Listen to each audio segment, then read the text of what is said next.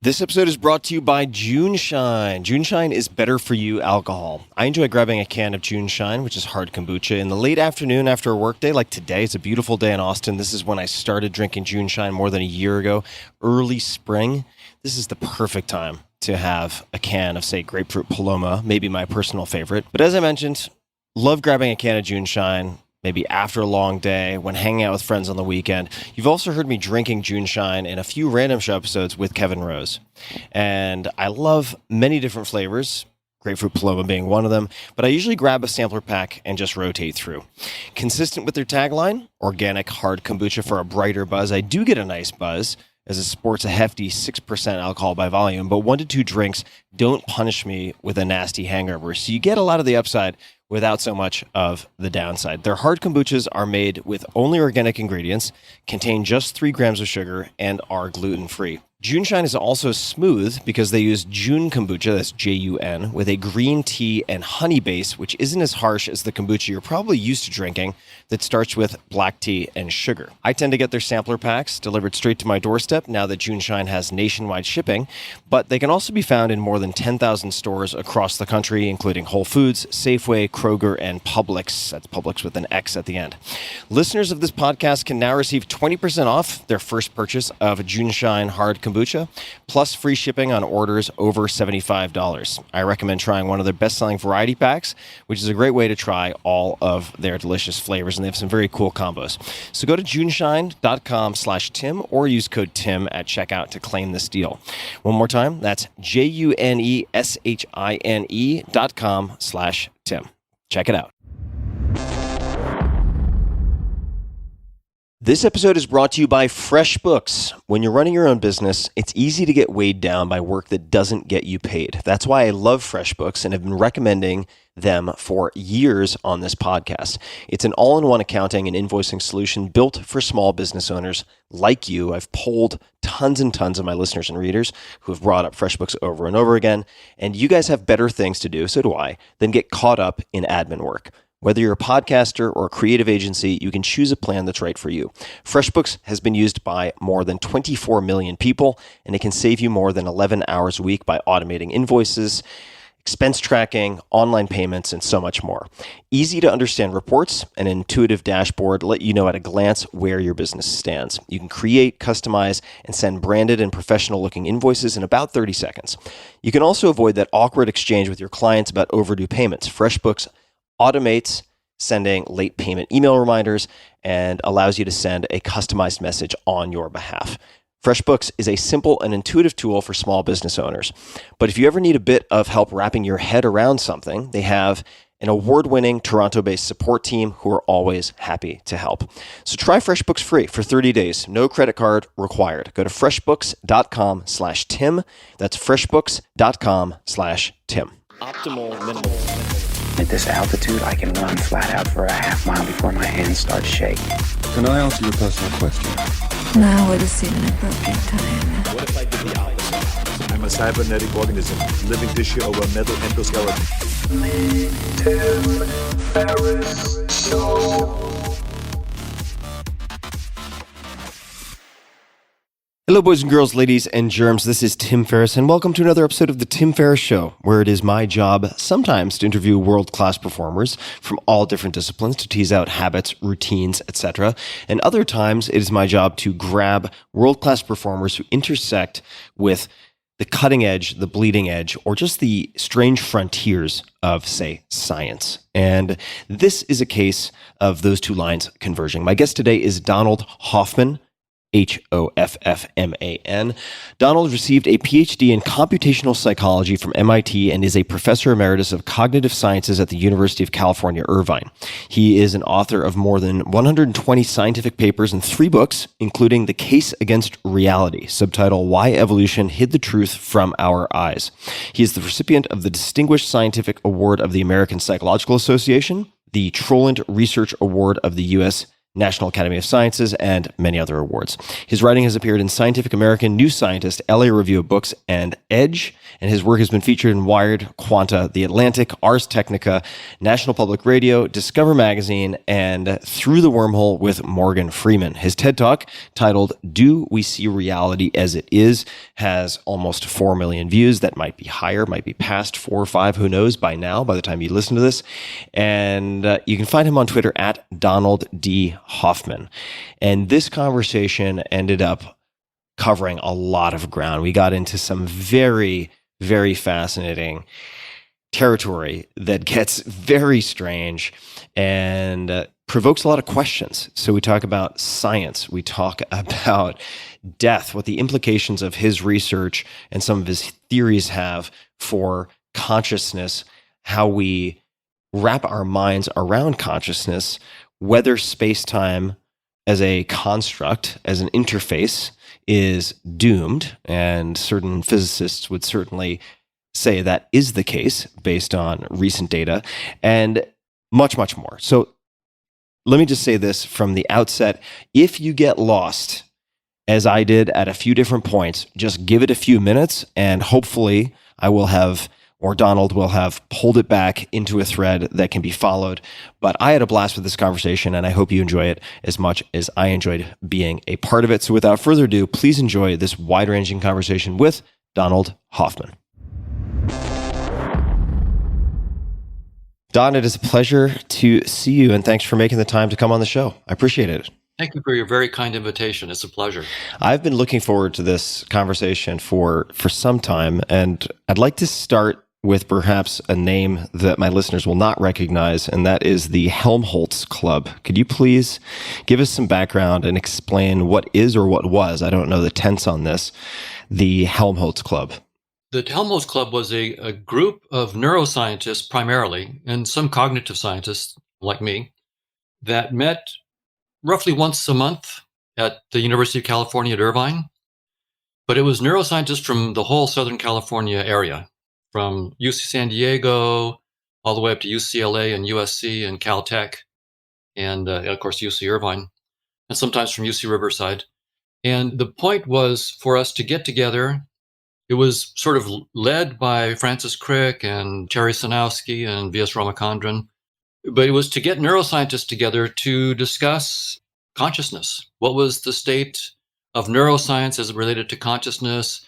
And we were trying to problem solve this open issue in cognitive neuroscience, which is what is the relationship between brain activity and our conscious experiences? And when I was a graduate student at MIT in the early 80s, it wasn't really appropriate for graduate students to talk about consciousness. It was sort of a fringe kind of thing. But in the early 90s, Francis Crick basically made the case that this problem needed to be addressed. Consciousness needed to be addressed. And he felt that he could address it in pretty much the same fashion that he had addressed the issue of life. Life had been an open mystery. You could imagine that there was maybe some elan vital, that was some special spirit inside living things that wasn't inside inanimate things. But, when Crick and Watson elucidated the structure of DNA, it became obvious that maybe you didn't need an elan vital anymore. You could sort of give a reductionist, physicalist account of many of the basic functions of life. And so I think what Crick and the Helmholtz Club was really about was doing the same thing for consciousness that Crick and Watson had done for life, which was to take this thing which right now seems mysterious and get a neuro-reductionist story for it in the same fashion that we got a molecular biological reductionist story for life. And so we met, and it was a lot of fun. I must say, it was private. So we met in secret, basically at the University Club at UC Irvine, not because it was clandestine in any bad sense, but because of Francis Crick. If people knew that Francis was there, we would be mobbed and we wouldn't get anything done. I mean, he was, for a good reason, a very, very popular man, and people would want to talk with him. So we met in secret, and it was invitation only. So each of the members of the club could invite one or two people to join at any given time. But the intention was to keep it really small There were maybe 15 to 20 of us at most in a meeting. And we would start, it was usually on Tuesdays, we would have lunch together, and then we would go at it all afternoon. We would invite 2 speakers whose neuroscience work seemed pretty interesting. Even if they weren't directly working on consciousness, we thought it might be, we would bring them out and grill them. It was pretty fun. It was intense, but it was not ad hominem or anything like it. It was really just, a very intense time. And we would then adjourn and have dinner together at some restaurant, usually near South Coast Plaza, a place near Irvine. We'd close the place out, 10, 11 o'clock, we'd be there talking, and then we'd finally leave. So it was a very intense afternoon, and it was a real privilege for me. I started as a young assistant professor in the group, and I continued all the way through being a full professor, but it was fun for me to see how Francis thought. He was absolutely brilliant. Even into his late 70s and 80s, he was like a complete genius. And his understanding of the field, his command of the facts, his logic was beyond anything that I ever could imagine for myself at my prime in my 20s. And that was in his late 70s. He truly was stunning. So it was a great pleasure. And of course, the other members, Terry Sanowski, David Van Essen, John Allman, and V.S. Ramachandran, the list, it was truly a fun and engaging time. So I always left inspired and thinking about consciousness. Wow. I wish there were a current club, maybe there is, where I could be a fly on the wall at the very least with such greats. And what I'd like to do before we get too far into this conversation is define some terms. So consciousness is a word that people have heard in many contexts. It is a term or a concept that in one form or another has been of great interest for thousands of years at a minimum. And, there are quotes we might unpack later, but quotes I'm fond of that use this word, like Max Planck, the German physicist, right? I regard consciousness as fundamental. I regard matter as derivative from consciousness. We cannot get behind consciousness. Everything that we talk about, everything that we regard as existing postulates consciousness. Could you please give us a working definition of consciousness? Intuitively, your experiences, if you hit your thumb with a hammer, the experience of the pain. If you see a blue sky, it's the experience of the blue. In some sense, with words, we can only point to it, and I have to hope that you have your own experiences that I can point to in this way, indirectly. That's not so different from what we have to do with other things. When I tell you, what is space? What is empty space? Well, if you've never seen and you're not cooperative, I can use all the metaphors I want. You're not going to get it. Right. And if you're blind and I try to say, something about the color red, you're not going to get it. And so in some sense, we're not in any special problem here with consciousness that we're not with other things. So to be really clear, when we take a child and we are trying to teach them the name of something like the word rabbit, what does the mother do, right? She or father, they sit there and they point to some furry object that's sitting there and they say rabbit. And the child has to be old enough. A 3-month-old is not going to get it, but an 18-month-old will get it. And so they have to have had their own experience. Their visual system has to be developed well enough. And when the mother points, she doesn't go biped or quadruped or mammal. She doesn't use those kinds of terms, or she uses like rabbit. So she knows, don't use quadruped because you're going to mess up your kid. The first thing you need to say is rabbit. And so we learn by ostensive definition. That's called ostensive definition. And in some sense, we have to also point with ostensive definition to what we mean by consciousness. And we have to say, if you hit your thumb with a hammer, that feeling of pain, that's part of a conscious experience. When you fall in love, that's a conscious experience. When you're in a deep sleep, dreamless sleep, that's in some sense when you don't have this conscious experience. So we have to use ostensive definition, but I don't feel too uncomfortable about that because we use it all the time and we don't even know that we're doing it that way. All right. So we're going to certainly come in and out of the territory. Well, I suppose we're always in the territory of consciousness on some level, but we'll be explicitly exploring that from a number of different angles. Like a lot of people, I was exposed to your TED Talk, Do We See Reality as It Is? And was struck by the desktop interface metaphor. Could you please just explain that in brief, and then we can take that in a number of any directions? The question is, how shall we understand our perceptions and the relationship to reality? Most of us just assume that we know the answer. Our perceptions show us reality. Not all of it, but when I see the moon, there really is a moon. And of course, I don't see everything about the moon, but I see what I need to see. When I see a carrot, I'm seeing the truth. I'm seeing the correct shape, the correct color, the correct weight if I pick it up. And of course, I'm not seeing its molecular structure, so there are things I don't see, but I'm seeing truly, if incompletely. And the interface theory of perception takes a different tack on what perception is. It says, if we take evolution by natural selection seriously, we can ask a technical question. Would evolution by natural selection shape sensory systems to tell truths about the physical world around us, or whatever the world might be around us? That's the technical question. What is the probability that natural selection would shape sensory systems to report true properties of objective reality? And you can show through theorems and simulations. Some of my graduate students working with me on this, Brian Marion, Justin Mark, and others. So my colleagues, Chetan Prakash, Manish Singh, and I have worked on this. Robert Prentner, a number of us have worked on this. And the simulations and the mathematics all agree. The probability is zero that natural selection would shape any sensory system of any organism to reveal any true properties of objective reality. It's precisely zero. And one intuition about that is that fitness payoff functions, we can go into this later on if you want, fitness payoff functions almost surely have no information about objective reality. They are not so-called homomorphisms of structures in objective reality. And so if we're tuned to fitness, and the fitness payoffs literally are not homomorphisms of structures in reality, then there's no way that our perceptions can be homomorphic to reality, to see the structures of reality. So what then, if we take evolution by natural selection seriously, and I think we should, not because I'm claiming it's the final story, but it's the best story we have. Science always, to its credit, gets new theories.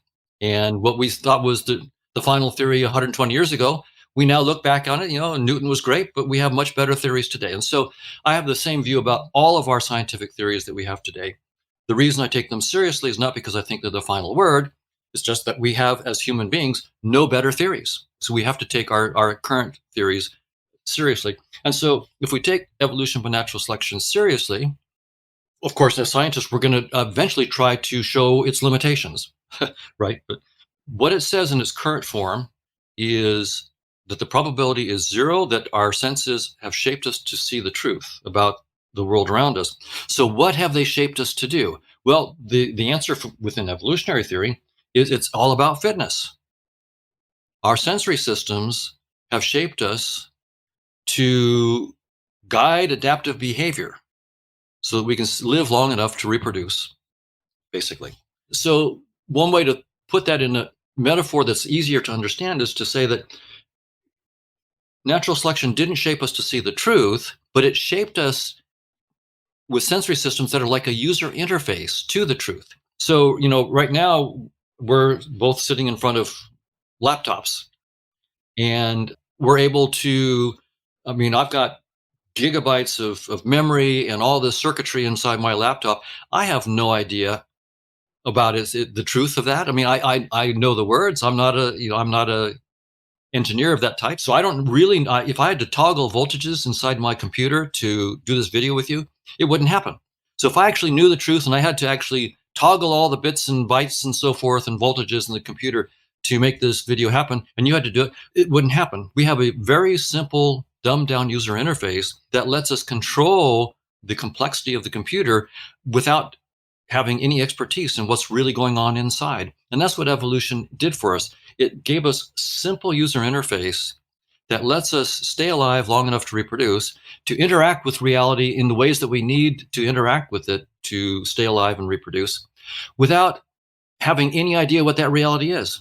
You don't have a need to know, so you don't know. And that's just the way it is. Very few of us know exactly how the desktop interface on our computer works. And when you drag an icon to the trash can to delete a file, there's a lot of stuff going on inside there that's involved in dragging, in deleting the file.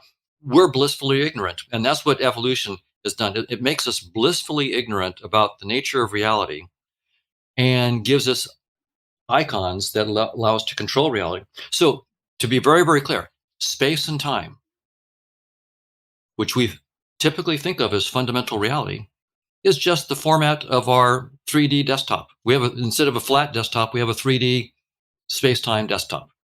And objects in 3D are merely the icons in our desktop. They're not pointers to objective reality in any sense. There's the colors, the shapes, the positions that we see have nothing to do with true colors and shapes in objective reality. They're just a nice format that evolution gave us. And that format is going to vary from species to species. So, as you said, the theories that we have are the sort of the best stories or plausible explanations of how things work, but those will change. They're constantly in flux, and the theories we had, the best theories 100 years ago, 50 years ago, 20 years ago, 2 years ago, get replaced. And there's this constant process of replacement as we update.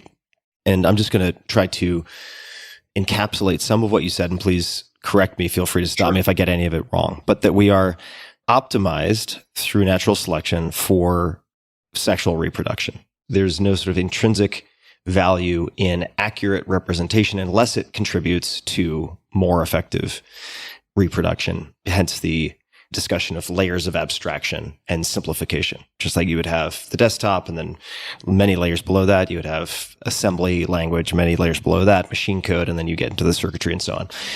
What are some of the implications of this research? Because I think for a lot of people listening, consciousness has been the domain of philosophers and pontificators who are operating outside of the scientific method or a world where things are falsifiable or testable. So I would just love to know what excites you about this and what some of the implications are, scientific or otherwise. I like your summary. I would make just one little change to the summary that you gave, and that is that evolutionary theorists probably wouldn't, in general, want to say that evolution optimized us for anything. Got it. That we typically, there's the term that they use called satisficing. You just have to be a little bit better than the competition. Right. That's a good point. So that also then, is an interesting thing about it. We're not the best at anything. We're just better than the competition, and that's all we need to be. So the idea then that evolution by natural selection has not shaped us to see the truth. It's just given us a user interface. And that space and time themselves are not fundamental. They're merely a data structure that evolution gave us. Whether what I've just said is true or not depends on, whether evolution by natural selection is a fairly accurate theory. So I'm just saying that that's what natural selection entails. We may get better theories further on down the line, and then we'll have to revise it. But that's what we got. Now, why is that interesting with respect to consciousness? The reason it's interesting there is that I would say my colleagues in cognitive neuroscience and artificial intelligence who are interested, and in philosophy of mind, who are interested in consciousness, I would say at least 95% of them are physicalists. That is, at least 95% of the efforts in science in understanding consciousness assume that certain objects in space and time are real, that they exist whether or not they're perceived, that they have genuine causal powers. In particular, for example, neurons and brains. So neurons exist and brains exist whether or not they're perceived. They have genuine causal powers. Most neuroscientists would just say, of course, space and time are fundamental. Physical particles exist when they're not perceived. The brain exists when it's not perceived. We have to explain how consciousness could arise from physical processes that in themselves are not conscious. At least most physicalists would say they're not conscious. We can talk about panpsychism and so forth later on. So the standard work of most of my good colleagues, good friends who are studying this, is we will boot up a theory of consciousness from a theory of neuroscience or from a theory of integrated information, a little bit more abstract theory, or a theory of attention schemas in neuroscience and so forth. So, but the idea is that we're going to start with objects in space and time that we take to be fundamental reality, and then boot up a theory of consciousness. So the first thing to say then is, well, if you take evolution by natural selection seriously, you should not start there. You should not start with space and time and objects in space and time. Those are not fundamental reality. Now, I should also at this point say, I'm a cognitive neuroscientist. What in the world do cognitive neuroscientists know about physics? I'm now talking physics, right? This is space and time, is not fundamental. Surely the physicists will be happy to put a cognitive neuroscientist in his place and let him know that he's out of his league. And indeed, I'm not a physicist. But the physicists themselves, independent of this work on evolution by natural selection, are saying, and I quote, space-time is doomed. This is Nima Arkani Hamed, David Gross, and many other current physicists. I can go into why they're saying that. I mean, I can actually explain it to a broad audience why the physicists are saying this. But basically, physics, at least since Newton, has been about what happens in space and time. And now, physicists like Nima Arkani Hamed are saying space-time is not fundamental. In fact, fairly obvious from recent advances in the study of gravity and quantum theory that it cannot be fundamental. And they're spending their careers looking for the deeper structures that are beyond space and time, that will give rise to space and time as some kind of simple projection of a much deeper story. So the state of play is really quite interesting. Cognitive neuroscientists studying consciousness believe in space-time and objects in space-time as fundamental, when the physicists are saying we're spending our careers looking for what's beyond space-time. Space-time is doomed. It's really time for the cognitive neuroscientists who are studying consciousness to catch up with what the physicists have already said. Space-time had a good run. It was a really wonderful framework, and it's over. And by the way, the reductionist methodology, so methodological reductionism, which reductionism and space-time have been spectacularly successful assumptions of science for centuries. Absolutely spectacular. Hats off. Those were wonderful assumptions. Science really needed those assumptions. But it's the glory of science not to get stuck in its current theories. It's the glory of science to have theories that tell you where they stop. That's how you avoid dogmatism. And when evolution by natural selection says probability is zero that space-time is fundamental, and then the physicists independently say our theory of gravity tells us that space-time cannot be fundamental, we have our two pillars of modern science saying the same thing.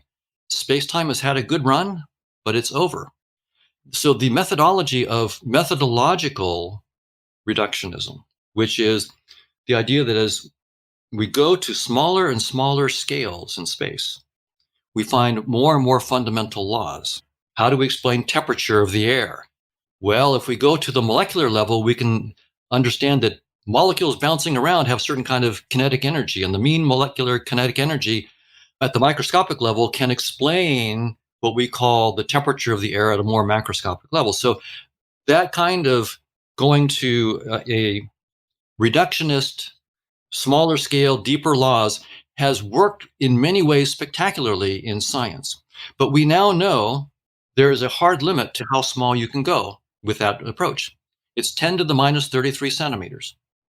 And in some sense, that's not very small. If someone said, it's 10 to the minus 20 trillion centimeters, I would go, oh, who cares? Right? 10 to the minus 20 trillion, that's tons of zeros, but this is only 33, 10 to the minus 33. The space-time story stops. It's not like there's pixels of space-time at 10 to the minus 33 centimeters. It's that space-time doesn't make sense. We need a different framework. And in fact, as you try, and we can go into it if you want, but as you try to probe space-time at higher energies and smaller scales, you just start actually engaging bigger and bigger volumes of space, not smaller. So gravity destroys reductionism. Reductionism is It worked for a little bit, but deeply, deeply false. It's deeply false. So that's why this kind of stuff is really interesting for the theory of consciousness. I think 100 years from now, when scientists and historians of science look back at this period, they'll look at it with some interest. We have right now clear evidence that space-time is doomed. Reductionism is false. We still have this very interesting sociological phenomenon that 95, I would say probably 98, 99% of my colleagues who are seriously studying consciousness are disregarding that and are trying to give reductionist accounts in which space-time and particles are fundamental. Even panpsychism does that. We can talk about it. And I think it's going to be, a century from now when the new physics is probably well established and we actually understand these new structures deeper than space-time. And we already have great hints there. We can talk about some of the hints. I can talk about them for a broad audience. Some of the hints that they already have from Nima, Cunningham and others, cosmological polytopes, amplituhedron. There are these structures that have names and are being deeply studied that are much deeper than space-time, for which space-time arises as, in some sense, a trivial projection. And in fact, when you go to these deeper structures, you find deep symmetries that are true of the data that you cannot even express in space-time. Space-time actually becomes a handcuff. It keeps you from actually doing what you need to do.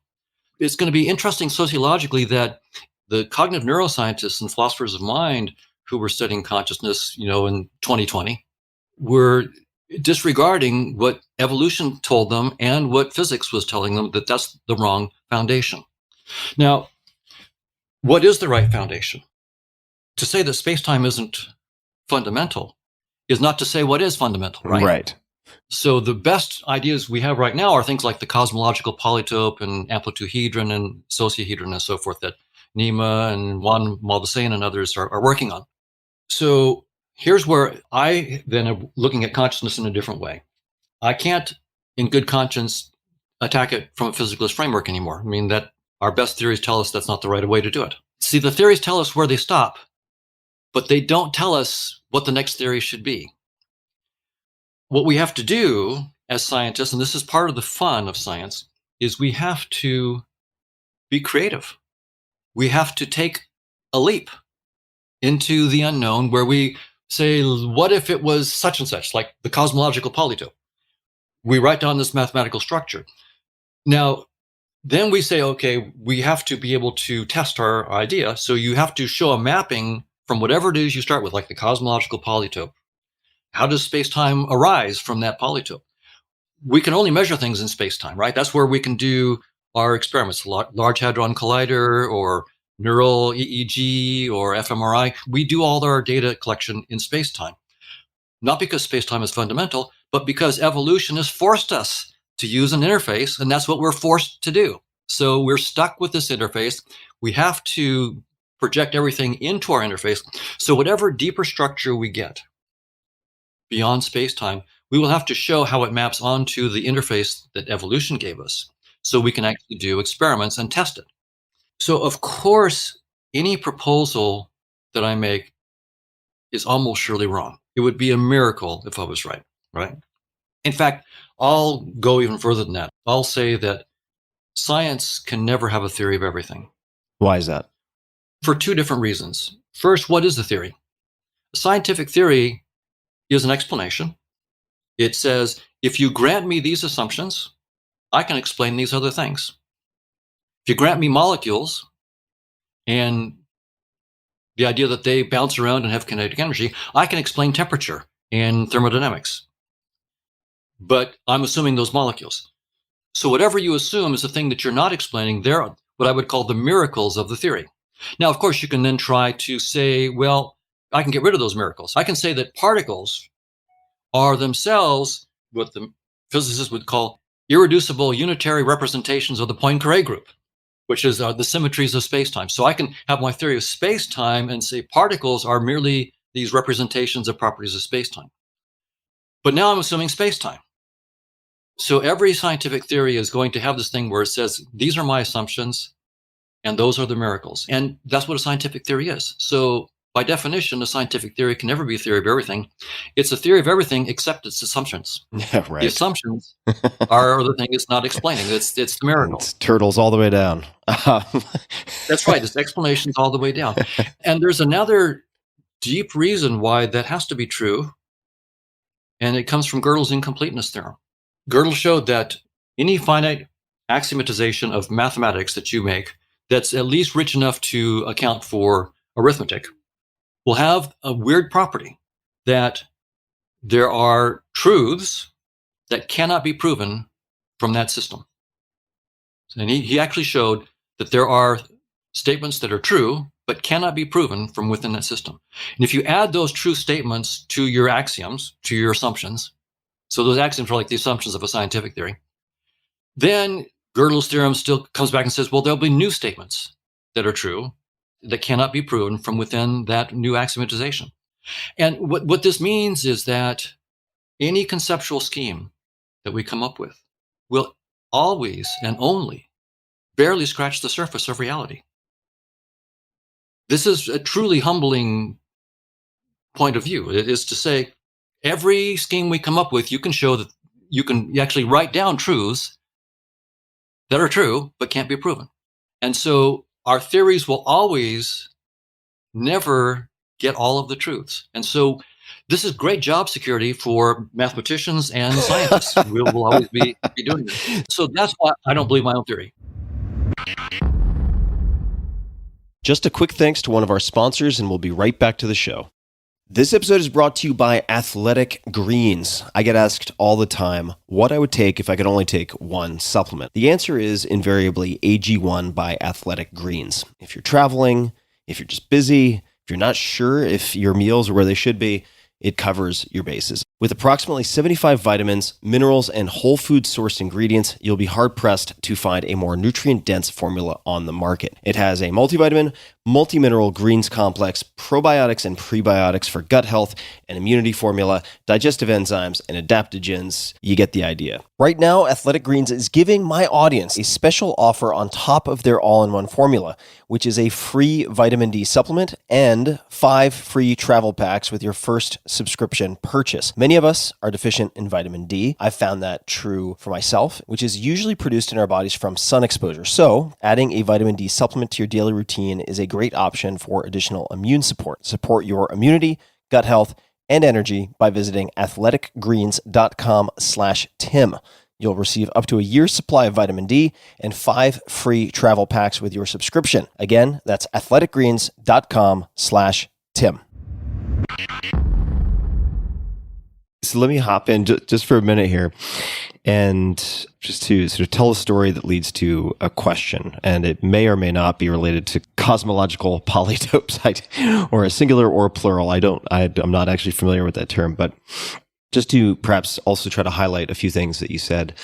Again, please fact check anything that I get wrong. But I'm not a physicist, nor am I a cognitive neuroscientist, but I am an avid watcher of documentaries. And I was watching a PBS documentary, which was produced and then made available online pretty recently, called Einstein's Quantum Riddle. And there were a lot of credible scientists in this, a lot of scientists and communicators like Sean Carroll, who has a fantastic podcast if people haven't seen it.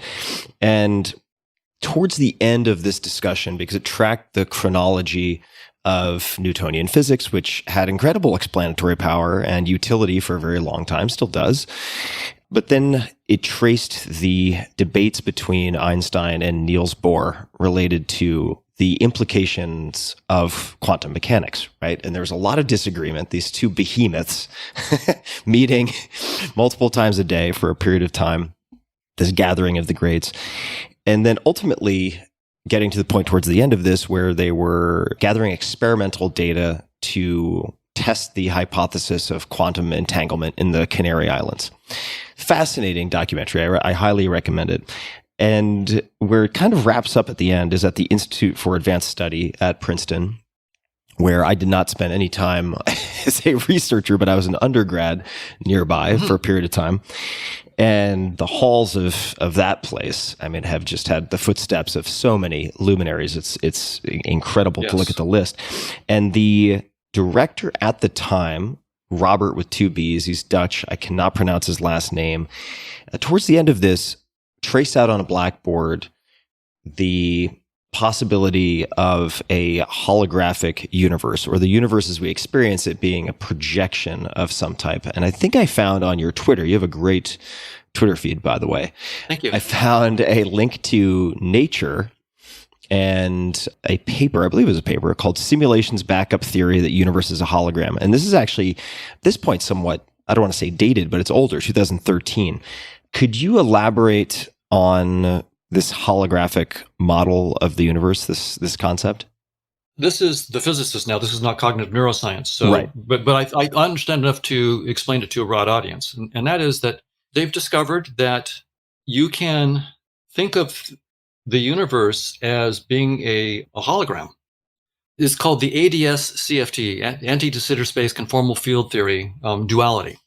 So you can have a field theory without gravity on a boundary, and it turns out to be dual or equivalent to a theory with gravity in the space of one higher dimension. Now, it turns out this was a major advance. Juan Maldacena was a key figure in doing this, essential figure in doing this. But everybody understands that this is not our space. So we don't live in an anti-de Sitter space. The holographic principle works for a space that's not ours. And one problem with the ADS-CFT holographic principle is that the time on the boundary is the same as the time in what they call the bulk, the bigger space. So you don't get emergent time, you only get emergent space in this. So the holographic principle as it currently stands is very, very intriguing and suggestive, and it's leading Juan Maldacena and Nimar Kani-Hamed and others to try to do the same thing for our space-time, which is a de Sitter space. So we have a different thing than anti-de Sitter space. But I'll give you just an idea about this holographic principle in a compact sense, and where, in some sense, the idea first came from. When they studied black holes, and they were trying to figure out, when you stick stuff into black holes, they get bigger. And in some sense, as they're getting more, as you put more things, more information into the black hole, they get bigger. And so they wanted to know, how much information could you stick inside a black hole? What's the amount? And you might think, well, how much memory I could store into hard drives would depend on the volume of the hard drives, right? And so what was the maximum that I could compress hard drives into a certain volume to store information?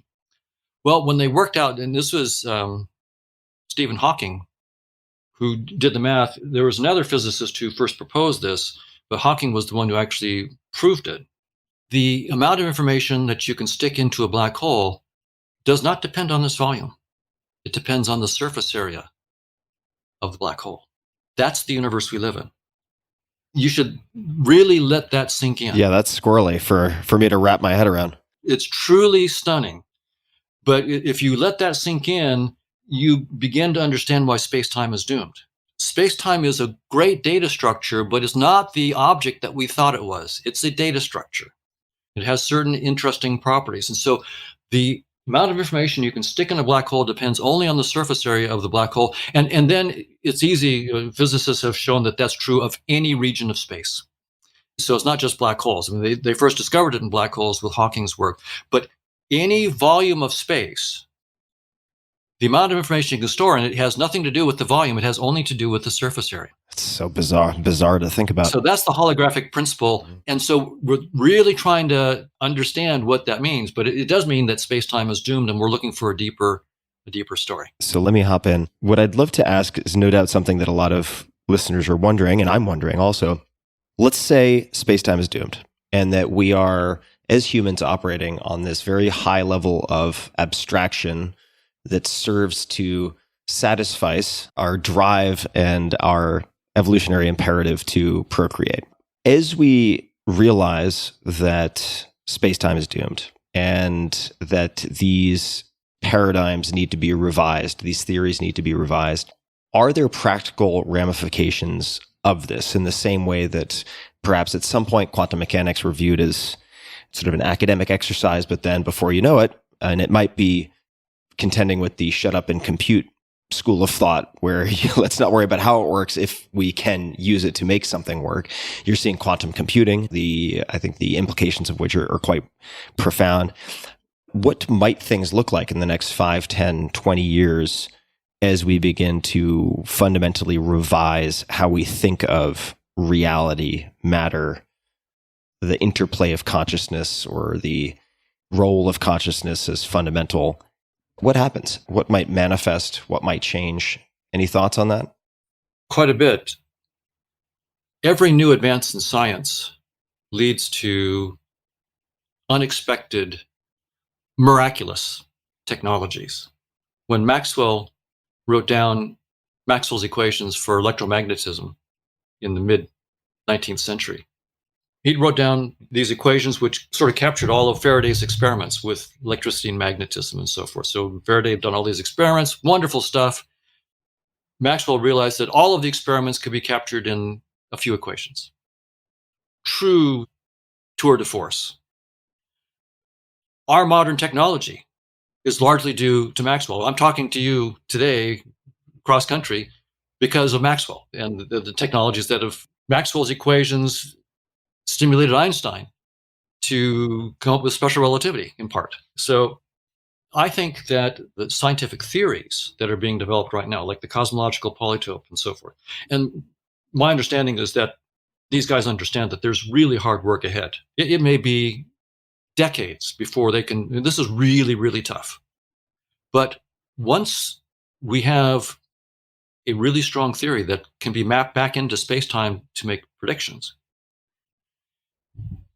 here's the kinds of technologies that you could conceive might come out of that. When we realize that space-time is not fundamental reality, and we get technologies based on structures beyond space-time.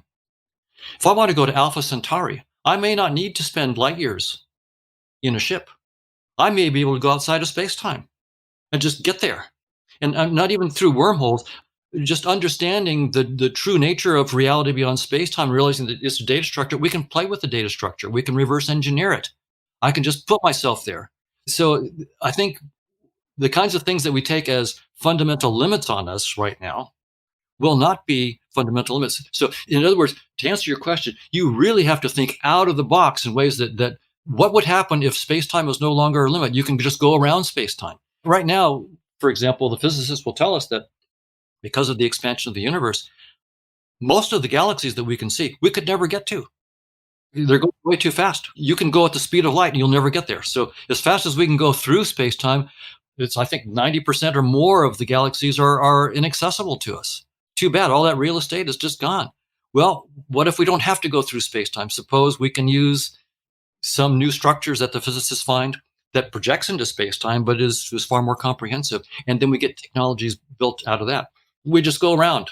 We go outside of space-time and pop up where we want. So it's going to be very, very different. But that theory is going to perhaps lead us to a new realm of far more interesting than space-time. So the work that I'm doing is a theory of conscious agents.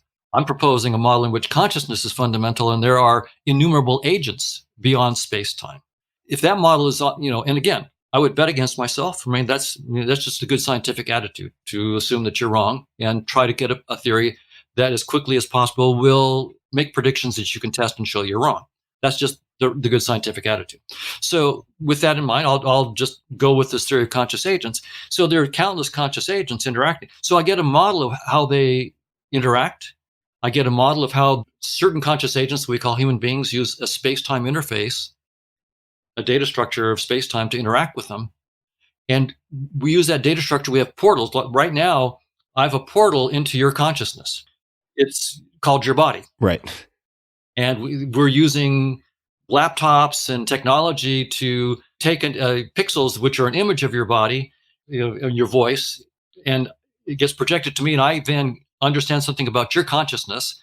And then you understand something about my consciousness. And I think that I'm genuinely changing your consciousness and you're genuinely changing things in my consciousness through the portals that we call our body. So we know that there are portals in our space-time interface into consciousness. So the question that comes from the point of view of what I'm working on, once we understand the theory of conscious agents and how space-time arises as an interface that some agents use, can we open up new portals in that interface? Maybe hallucinogenic drugs do that. I don't know. Maybe they don't. But could we develop new technologies that open up new portals into the realm of conscious agents? And if so, are they friendly or hostile? And could they teach us stuff or so you can see once you start thinking out of the space-time box, as a scientist, you want to let your imagination go. You don't want to be constrained.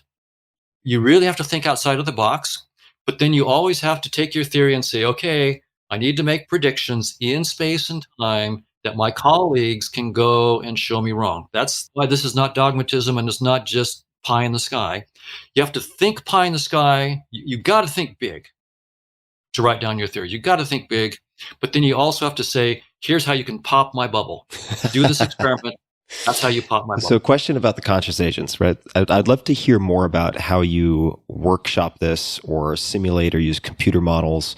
In other words, how do you poke and prod at this with the understanding that, as you said, this is a hypothesis worth disproving, and you want there to be some predictive power or make an attempt at constructing a model that has predictive power.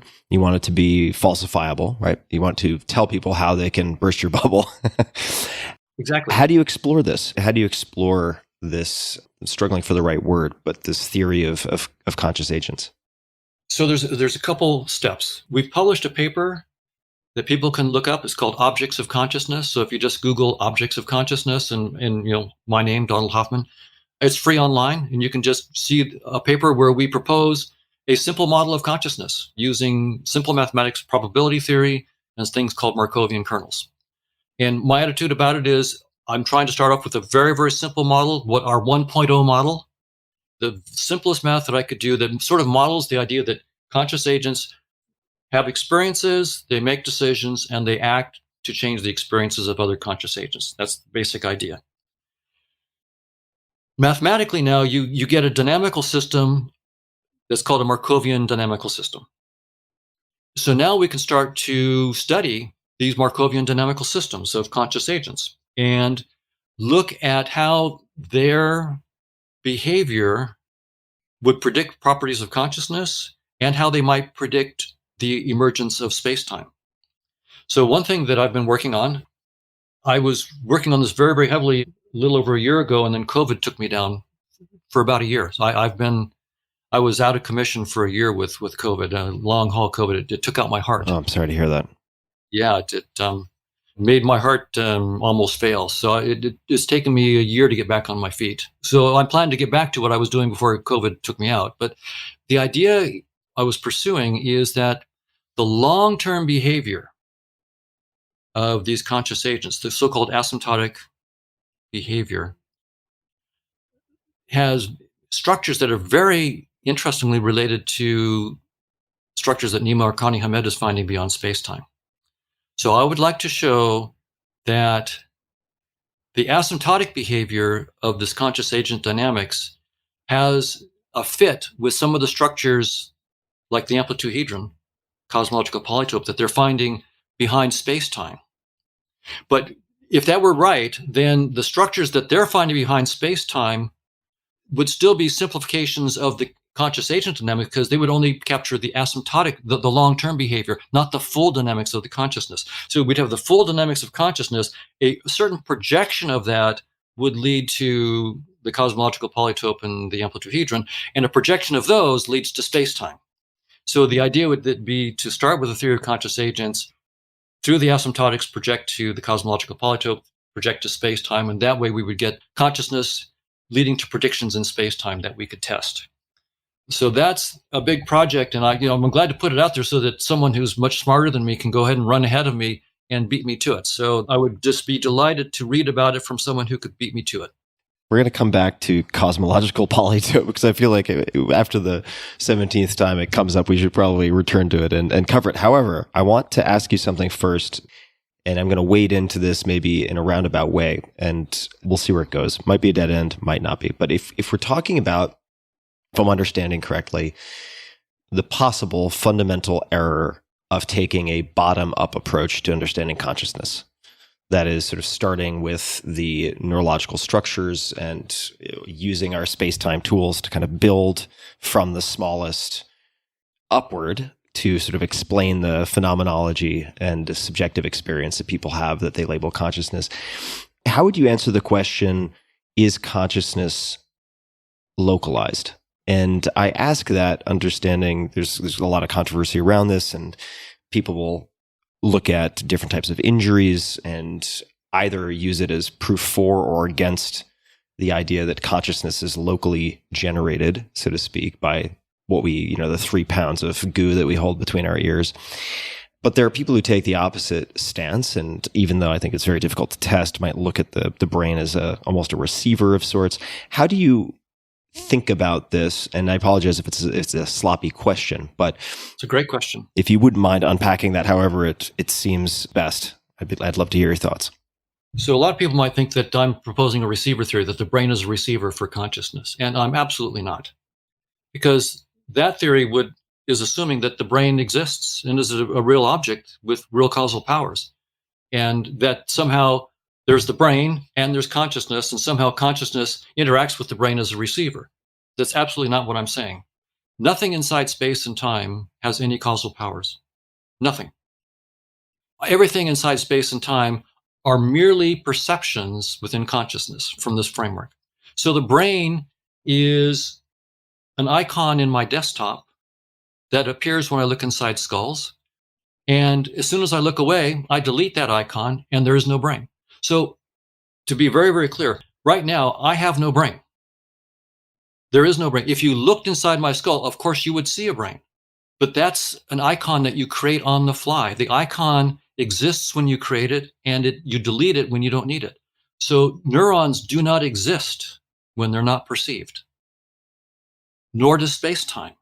That's my point of view. Again, I could be wrong, but I just want to make very, very clear, it's not the brain receiver, because that's giving the brain too much existence.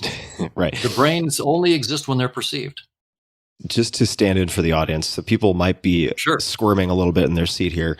Of course. So if you say that nothing in space-time, if I'm getting this right, act as a causal agent, that's not to say that if someone holds a gun to your head and pulls the trigger, that it's not going to splatter your brains all over the wall behind you, but that rather that is an abstraction on the user interface that we are using. I mean, there can still be consequences experientially. So is the question then just it's based on false assumptions, because it predicates that the brain is actually something that exists and persists, whether or not we're looking inside your skull?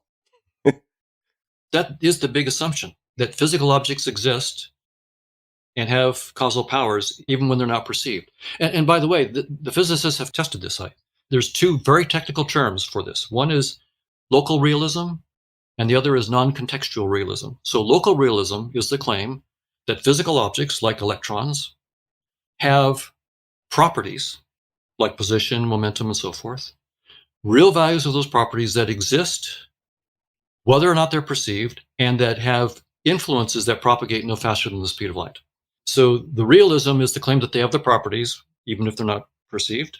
And the local is that they influence no faster than the speed of light. So together it's called local realism. And most of us might think that, of course, local realism is true. It turns out local realism is false. It's been tested, and local realism is dead. It's simply untrue, and that's the end of the story. Local realism is false. Non-contextual realism is the claim that, again, realism, the particles, for example, have their properties like position and momentum and spin when they're not observed, and that the values of those properties do not depend on how we measure them. That's the non-contextuality. And non-contextual realism is false. So local realism is false. Non-contextual realism is false. I conclude that particles themselves don't exist when they're not perceived. They have no property, they have no position, they're not there. If you have no position, you're not there. So they're not there. And space-time itself is not there. Space-time itself is merely a data structure. And particles, by the way, when we say that physicists say that they're irreducible representations of the Poincare group, they're basically saying that the representations of the structure of space-time is what particles are. They fall from the structure of our interface. I think a better framework is to think about this as a data compressing, error correcting code that we're using. If you think about space-time and particles as part of a data structure for data compression and error correcting code as part of our sensory interface, I think it'll be a much more useful framework. So I may take us into deep water here with my next question, but I will ask you because I know that your next commitment today relates to the subject of death. So in a few hours, you have a commitment, not a funeral, but rather an event that is discussing various topics and questions surrounding death. How do you think of death, given all that we're talking about and first order, second order, third order implications of all of that? How do you think about death? Physicalism has a very clear implication for death. If space-time is fundamental and elementary particles like electrons and quarks and protons and so forth are the fundamental nature of reality, and what you are, what your body is just an assemblage, a complex assemblage of particles. And your consciousness is somehow an emergent property of certain activities of those particles, so say brain activity. Then it's very, very clear that in death, when the brain dissolves, your consciousness dissolves, and that's the end of the story. That's it. That's a very, very clear implication of physicalism. We can talk about panpsychism, but physicalism, strict physicalism, that's the end of the story. If consciousness is fundamental and space-time is just an interface, and our bodies are merely icons that we use to represent certain interactions of conscious agents, and we can go into how I think about that, then on that approach, there is the possibility that some aspect of my consciousness survives death. There, I have to look at the mathematics of the model and go into it, but it may be, for example, that the bare awareness that's associated with me, just awareness without content, that survives, but all the details of Donald Hoffman and his life story within this interface, maybe that all dissolves. Maybe that's a story about what is consciousness up to. And we can talk about, if consciousness is fundamental, what is it doing and why? What is the dynamics of consciousness about? To answer the question about death, we might have to answer that question too. It's a big one. Please continue. So I'll try a stab at that question because I think it relates to the death question. So what is consciousness doing and why? The right answer is I don't know. And I've only seen one idea that seems deep enough to at least be worth thinking about. I'm not saying it's the right idea, but only one idea that seems deep enough to at least be a candidate. And it again comes from Gödel's incompleteness theorem. Gödel says that essentially, no matter how much you explore within a particular conceptual system, you can't get all the truth. There's always going to be more to explore mathematically. So if consciousness is the fundamental nature of reality, and consciousness is all there is, then mathematical structure is only about the possibilities of consciousness. That's all that there is to be about. And so what if what consciousness is doing, since the exploration of mathematical structure is in principle unending, then perhaps the exploration of the possibilities of consciousness itself is in principle unending. And therefore, consciousness, what it's up to is exploring all of its potentialities. And the reason it's continuing to do that, from our perspective, is continuing to do that, is because there's no end to it in principle. So consciousness itself is in some sense always learning about itself. And so perhaps then what we are, what people are, and what cats are, and what dogs are, and what amoebas are, and so forth, is consciousness trying on different headsets, different realities, and exploring and losing itself. I mean, so this is a very interesting idea that the consciousness chooses to really explore so deeply that it loses itself in the exploration, doesn't even know what it is. It becomes a physicalist. It actually thinks that consciousness isn't fundamental. It goes through the whole bit and then slowly has to wake up. In so doing, it really explores what it's not and what it is. In some sense, to know what you are, you have to know what you're not. And so on that point of view, the Hoffman icon is simply consciousness taking a perspective on itself, looking at itself through a particular space-time headset, taking a little projection. And from that headset, there was a birth, there was growing strong until your 20s and 30s. And then after your 40s, you start declining. And, in your 80s and 90s, you die. And that whole process is just consciousness exploring itself from a particular perspective, in which case maybe the Hoffman icon and maybe a lot of stuff can be left behind. But in some sense, consciousness itself has learned something through that experience, and the 8 billion other people and the quadrillions of amoebas and the who knows how many viruses and so forth. Consciousness is just trying on innumerable headsets. And when it's done with that headset, it takes it off. Awareness is perfectly fine. The raw awareness is fine. But the detailed icons that happen to appear, space-time icons, objects in space and time, brains, neurons, all those things, those were just icons. And, you studied them and then you realize, pretty cool. Really, Mount Everest, what a beautiful icon.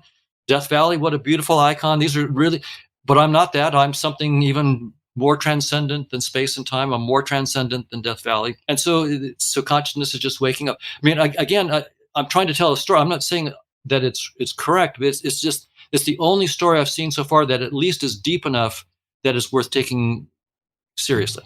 Who is the origin of this story, and can you ever know that it's accurate, do you think, through testing or experimentation? The story that I'm saying right now has an interesting way that you might be able to test it. So the dynamics of conscious agents that I mentioned is the Markovian dynamics. Right. You can make it so-called stationary. Stationary dynamics in which the entropy of the dynamics doesn't change. But you can show that even if you have this Markovian dynamics of consciousness in which the entropy never changes, any projection by conditional probability, any projection looking at that dynamics will see it as increasing in entropy. In other words, the arrow of entropy, the arrow of time, is an artifact of the projection. So consciousness itself has no arrow of time, but you can prove from this mathematics that you get an arrow of time by projection. The proof is trivial. It's like 2 or 3 lines. Here's a project that I think would be really fun. Can we show, when you look at all the different ways that you could project consciousness in this mathematics, the conditions under which all these different arrows of time, the entropy that you get, satisfy the Lorentz transformations? In other words, can we get special relativity out of this? We would have to model also the space aspects of it, what's happening to space as projection of the dynamics of these conscious agents. But we see the time aspect. So could we actually show how special relativity arises as just different perspectives that consciousness can take on a fundamental dynamics of consciousness that has no arrow of time? That's the kind of thing where we could start to make brand new predictions that could be testable. And I just want to, as a sidebar, say to folks that I know we're probably serving quite a bit up on the plate to chew on in this conversation. And I would highly recommend folks who are like, good Lord, I mean, how do I even wrap my head around 1/10 of this, to consider exploring some of the documentation of, for instance, quantum entanglement, which does get, I think, misappropriated and used by a lot of kind of hand wavy new agey folks. But if you just look at the experimental data and double slit experiment, and then the kind of later generations of experimental data, like what was done in the Canary Islands, I think they were using 2 quasars, which is just like, who funds that? I want to know. It's incredible that somebody actually put the money up for that. Pretty awesome. If you start to even dip your toes into that, or watch a few presentations by Carlo Rovelli, who is, as I understand it, I mean, a skilled practitioner and physicist. I think he focuses on quantum gravity. He's brilliant. Yeah, brilliant guy. So he's not just a kind of a stage presenter with a decorative title. This guy actually does serious work. You'll begin to see just how weird some of this gets when you start to push around the edges. Let's chat for a second, because it's a term that has come up. Panpsychism. Could you please explain what this is? So there are various versions of panpsychism, but the basic idea is that if you take elementary particles like electrons and protons and so forth, in addition to their physical properties, position, momentum, and spin, and so forth, panpsychists says they also have an elementary unit of consciousness. And when you take an electron and a proton and put them together to form a hydrogen atom, then somehow the consciousness of the electron, the consciousness of the proton, together somehow combine to create the new consciousness of the hydrogen atom. Two hydrogens get together and an oxygen get together and combine to form water molecule, then the consciousnesses of the hydrogens and oxygens somehow combine to create the consciousness associated with the water molecule. And then by the time you get up to humans, you have so many of these particles coming together that human consciousness emerges somehow. It takes physicalism too seriously, from my point of view. It's saying that these electrons exist. They really do exist in space and time. So these things are fundamental reality. And in addition, they have this other fundamental unit of consciousness. One analogy that's sometimes given is that particles had position and momentum in Newtonian theory, but with quantum, you discovered that that wasn't enough. You needed something called spin. So they just added spin. So particles now have spin, right? And so the same thing, we could do the same thing with consciousness. We had a position, momentum, spin. We now have to just add this other unit of consciousness. They have a unit of consciousness. We'll do the same thing we did with spin, sort of the idea. And so my approach I call conscious realism, where I say consciousness is fundamental reality and space-time is merely one user interface out of countless that consciousness can use. There's countless interfaces. Space-time is just one. Panpsychism, at least the version that I'm talking about here, and I think is the standard, sort of the standard one, is, I think, smuggling in the idea that space-time and particles are still somehow fundamental reality. Philip Goff, I think we could have a good discussion about it. I think that's what he says. I would love to have him disagree with me. Who is Philip Goff? Philip Goff, he's a very famous panpsychist. Panpsychist. Now, just because I think it'd be satisfying for me to know this just based on my curiosity, are there what you would consider credible scientists who ascribe to panpsychism, or is it relegated to kind of other arenas? Well, I think that the integrated information theory that Christoph Koch and Giulio Tononi are studying, it's often taken as a panpsychist theory. It says that certain physical systems also have a unit of consciousness. If they have this certain property called integrated information, the right kind of integrated information, then they also have, a certain amount of consciousness that's quantified. The amount is quantified by the degree of phi with the integrated information. So that's a sort of a panpsychist thing, because they're taking, again, space, time, and particles as a reality, right, as an objective reality. But that reality, if it has certain kinds of properties, also has consciousness. So it's in that sense a panpsychist kind of approach. So, and Tononi and Christoph Koch are, of course, brilliant scientists. I mean, the fact that I disagree is irrelevant. These are geniuses.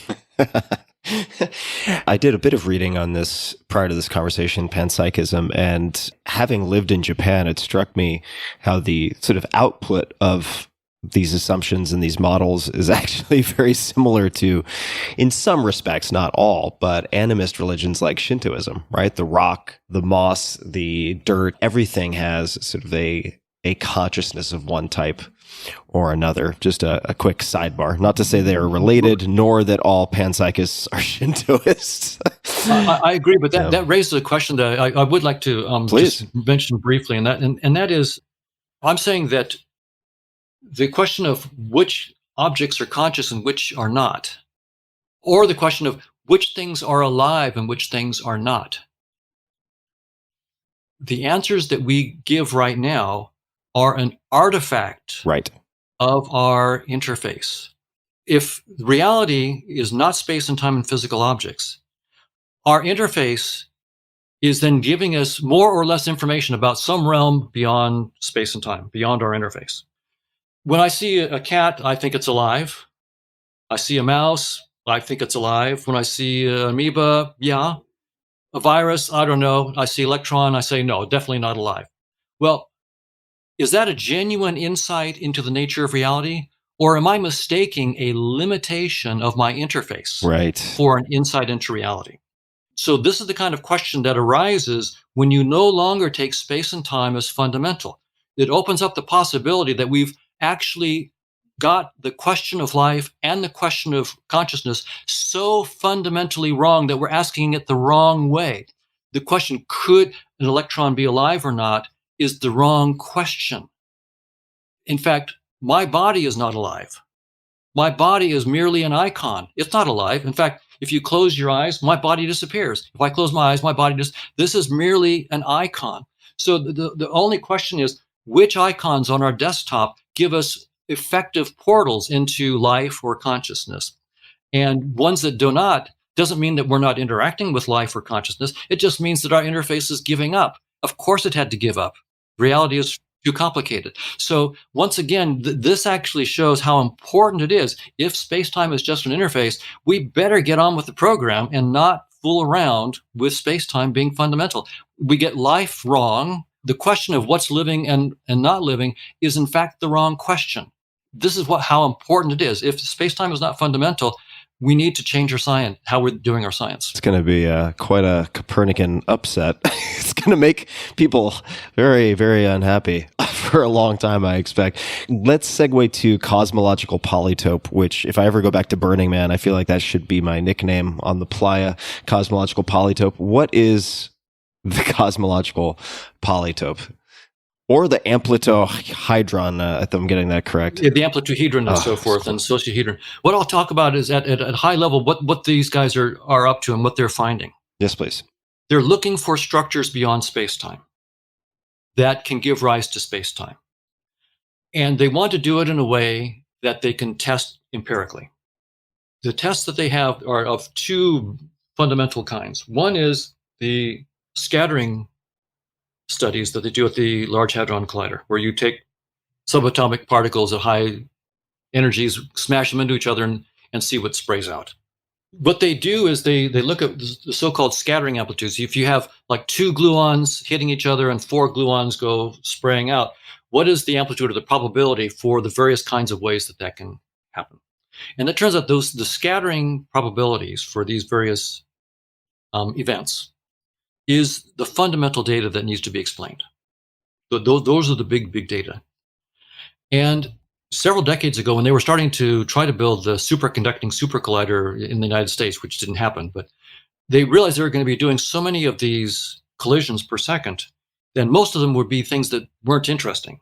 So you needed to have some way of analyzing the data very, very quickly and getting rid of the stuff that was not interesting, so you could find the needle in the haystack that was interesting. So they needed to compute these scattering processes, the so-called scattering amplitudes. And it turned out, if you got like two gluons in and three going out, it was a lot of algebra. And four going out is like hundreds of pages of algebra for one computation, for one amplitude.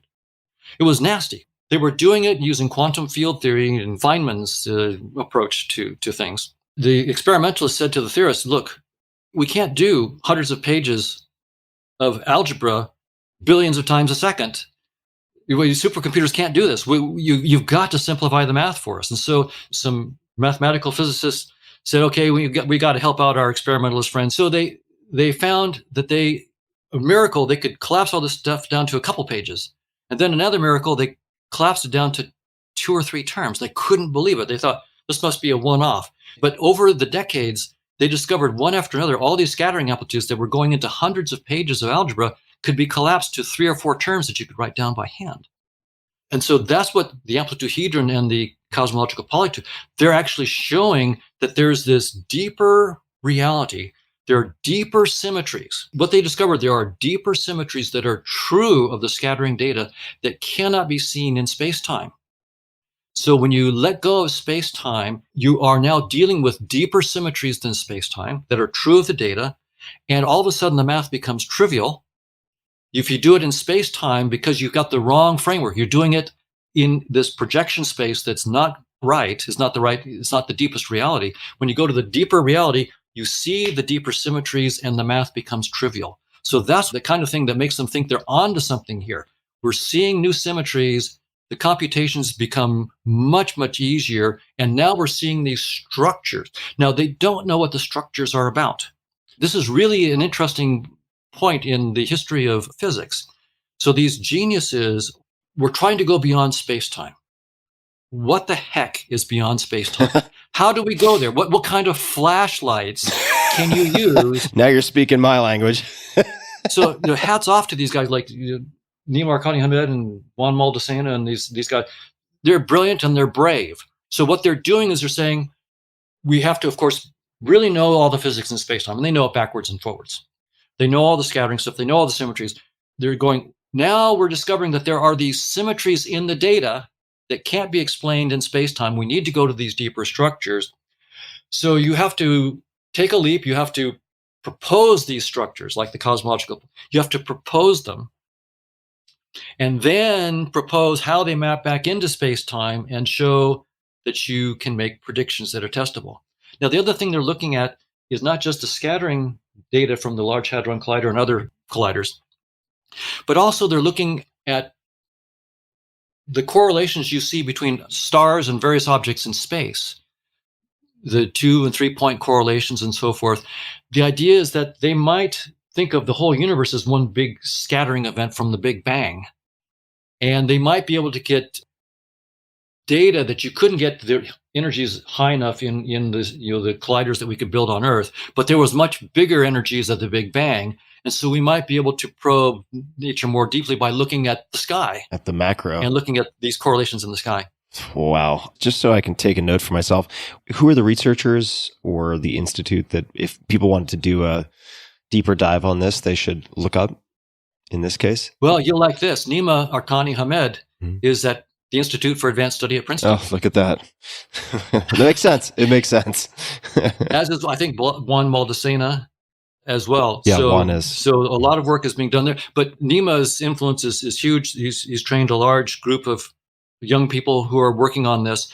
If people are interested in it, I highly recommend. Nima Arkani Hamed gave a semester-long class at Harvard in the fall of 2019. So if you just Google Nima Arkani Hamed Harvard Lectures 2019, you can get everything that I've been talking about in all the detail. He's got amazing. 20 more lectures on this. That's incredible. Okay, so we will put this for everybody listening. We'll put those in the show notes, since if you, like me, are not quite clear how to spell this person's name, we will get it. We'll find the links. We'll put it in the show notes at tim.blog/podcast. I'd love to return to something you mentioned in passing, which is hallucinogenic drugs. So you may or may not know, I've been very involved with funding scientific studies over the last, I don't know what the exact range is, 6 to 8 years within the realm of psychotropic drugs with a focus on psychedelic compounds across a whole spectrum of, say, classes. So tryptamines, phenethylamines, but also including some stranger ones like salvinorin A, which is derived from salvia divinorum. This is an area of deep interest to me, and I would love to know what you find interesting about hallucinogenic drugs, or what questions they raise, anything at all that leads you to find them just in an area of interest. I should first say that I'm interested, but I haven't actually explored myself. Not that I won't, but I haven't yet. But I have many friends who have, and some who've really done it systematically with 5-MeO-DMT, some who have been very, very systematic about it, and others who've taken psilocybin and so forth. And the reports that they have are very interesting. In many cases, they do find themselves interacting with other agents, other conscious agents. And some of those agents are, teaching them. And some of them are rough. They're rough teachers and so forth. And from a physicalist framework, you have to conclude that this is just brain malfunction, right? This is not an insight into reality. This is the brain being kicked in ways that it wasn't intended to be kicked, with neurotransmitters at levels or concentrations that are not supposed to be there. And that's the whole story. And the same thing happens at death with near-death experiences. Those are merely brain malfunctions, effectively. But in a theory in which consciousness is fundamental, it still may be the case that these are merely hallucinations and no insights, right? It's absolutely possible. But it also, I cannot, with my theory of conscious agents, I cannot dismiss the possibility that perhaps the drugs are somehow opening up new portals into this realm of conscious agents, new access, new that we didn't have before. To a different interface. That's right, or through a different aspect of our interface that hadn't opened up before. So from my point of view, then, what I really need to have is a theory of portals.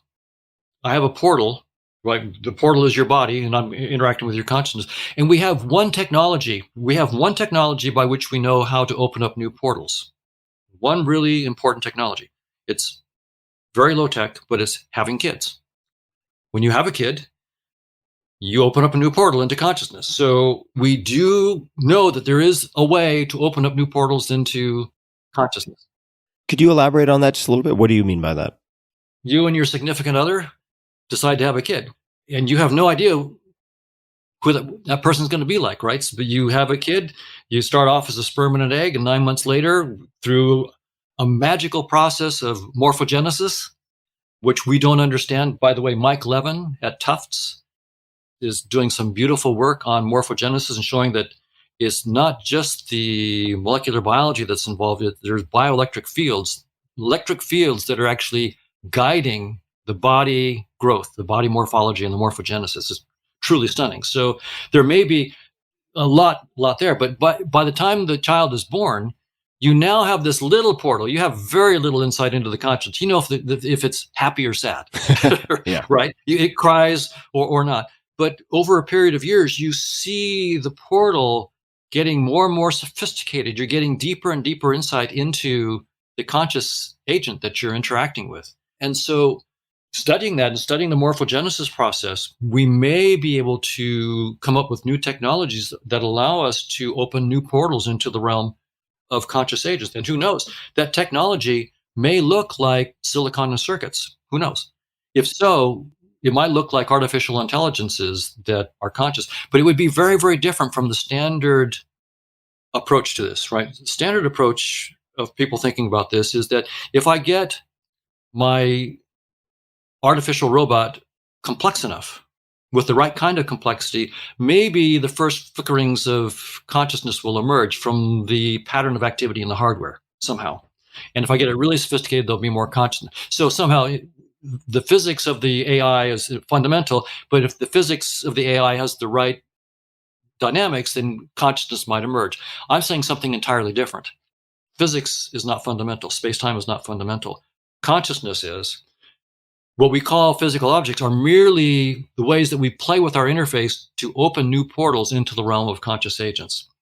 And so once we understand, maybe it's the amplituhedron, the associahedron, the cosmological, what's behind space-time, and maybe conscious agents behind that if we're lucky, then, and we understand how the interface is related to it, we then be able to build technologies that open new holes, new portals in our space-time interface. And then once we've done that, once we've figured that out, then we might be able to answer your question, which is, are these drugs really opening up new portals? Now we have a theory of portals. Do the drugs really open up new portals, or are they just screwing up the interface? Right. Is it just pathological firing? Right. Or is there more to it? Right. So we have a little work to do. Yeah, we do have a lot of work to do. And I just want to share a few things that may be of interest. So the first is that with many of these compounds, there are people who I consider, I'm not going to name them by name because a lot of them are under the radar at the moment, but intelligent, thoughtful, rational, to the extent that any human is rational actors who are very interested in trying to get a deeper understanding of, at least experiment with these entity encounters, which in the example that's in my mind, surface very consistently with DMT or NN-DMT, which is very different subjectively in its experience than 5-MeO-DMT, 5-methoxy-DMT. Okay. So they've looked at means of extending the interactions by changing, say, the mode of administration to intravenous and so on. At the very least, the questions are very interesting. And I recognize for a lot of people listening, this is going to sound like we're going, I'm not going to use we, that's the royal we. It's unfair to you, Don, that I'm just going to crazy town. But just allow me to be kind of self-indulgent for a second. If you also look at the sort of ethnobotanical and ethnographical studies and just self-reporting in the histories of tribes, say in South America, who use ayahuasca as just one example, it is largely accepted among the cultures down there. And it hinges on certain cosmological views and so on, but that shared visions are common. So that people in close proximity taking these drugs at the same time often have shared visions. They see the same thing / experience the same thing. So it's easy, I think, to, on one hand, just dismiss all of this as kind of the ravings and made up stories of people who have taken drugs that have kicked their brain, as you put it, in ways that the brain is not intended to be kicked. But, these things have also been used. And I don't think the people in these tribes are stupid by any stretch of the imagination. And furthermore, I'd say, the pharmacopoeia and their knowledge of medicine often outstrips what we would consider modern medicine. Like for a long time, curare, which came from the Amazon and played a huge role in the creation of anesthesia as we know it today in hospitals, was studied in many different capacities. And there were certain ingredients that were included in these mixtures, such as black pepper or various species of pepper, that were thought to be inert. And the conclusion of the Western chemists who were doing the analysis was, these tribesmen have no idea what they're talking about. Yeah, they got one or two things right, but this has no bearing. And that may be true in very many instances, but it turned out that, bioperine, if I'm pronouncing that correctly, in these pepper species increased bioavailability. So it increased the speed of onset of these paralytics. And I'm going to stop in a second, but this is an area of deep interest. If you look at how, let's just say, ayahuasca has been used historically, it's also been used for hunting and warfare. And I'm not saying any of this holds water, but at the very least, consistent use by humans over millennia would seem to imply some utility. And if one is to believe the claimed utility, it raises questions that we are currently not able to answer from a physicalist paradigm. Anyway, end of speech. I agree. And I think that this is very much worth exploring. I think that I cannot dismiss and should not dismiss the possibility that these drugs are opening up portals into this other realm. I mean, it's also possible that they're not. We need to have a mathematically precise theory of what we think this realm beyond space-time is and what portals are. But I don't dismiss this at all. There's a brilliant researcher named Monica Gagliano who has spent time with these native societies and that are using these plants. She's got a book called Thus Spoke the Plant. I love the title. By Monica Gagliano. And she was inspired by these tribes and their work to do new experiments on plants that showed that plants have capabilities that we never thought. They can do classical conditioning. She's done classical conditioning on plants. Plants can learn to associate a sound with food, and they will grow their roots to just the sound that's been paired with the food when there's no food there. So you can do classical conditioning with plants, and she's got other remarkable discoveries about plants. And so she says there's a wonderful movie that just came out called Aware, where she and Christoph Koch and several other people are interviewed. I highly recommend the movie. It's called Aware. I forgot the subtitle. It's something like Explorations of Consciousness or something like that for the subtitle. But the movie's called Aware. It just came out very recently. So Monica is in that. Christoph is in that. And they go through and talk about her experiences with the tribes. You see her sitting with the tribes. And then you see the experiments that she's done. So I think that there's, again, I don't know what the answer will be here, because until we have the science, a mathematically precise science, we just don't know. It could just be screwing up the brain in some sense, or it could be a genuine insight. So there's a lot of hard work ahead to do this. TBD. But if you're a physicalist, we know the answer. You're just screwing up your brain. Yeah, you're just completely cuckoo bananas and should be put in a padded room so you can't damage yourself, which, in fairness, some of these things you do have to be careful with. This book looks fascinating. Thus Spoke the Plant. Yeah, Monica Gagliano, 253 ratings. It's like 4.5, 4.8.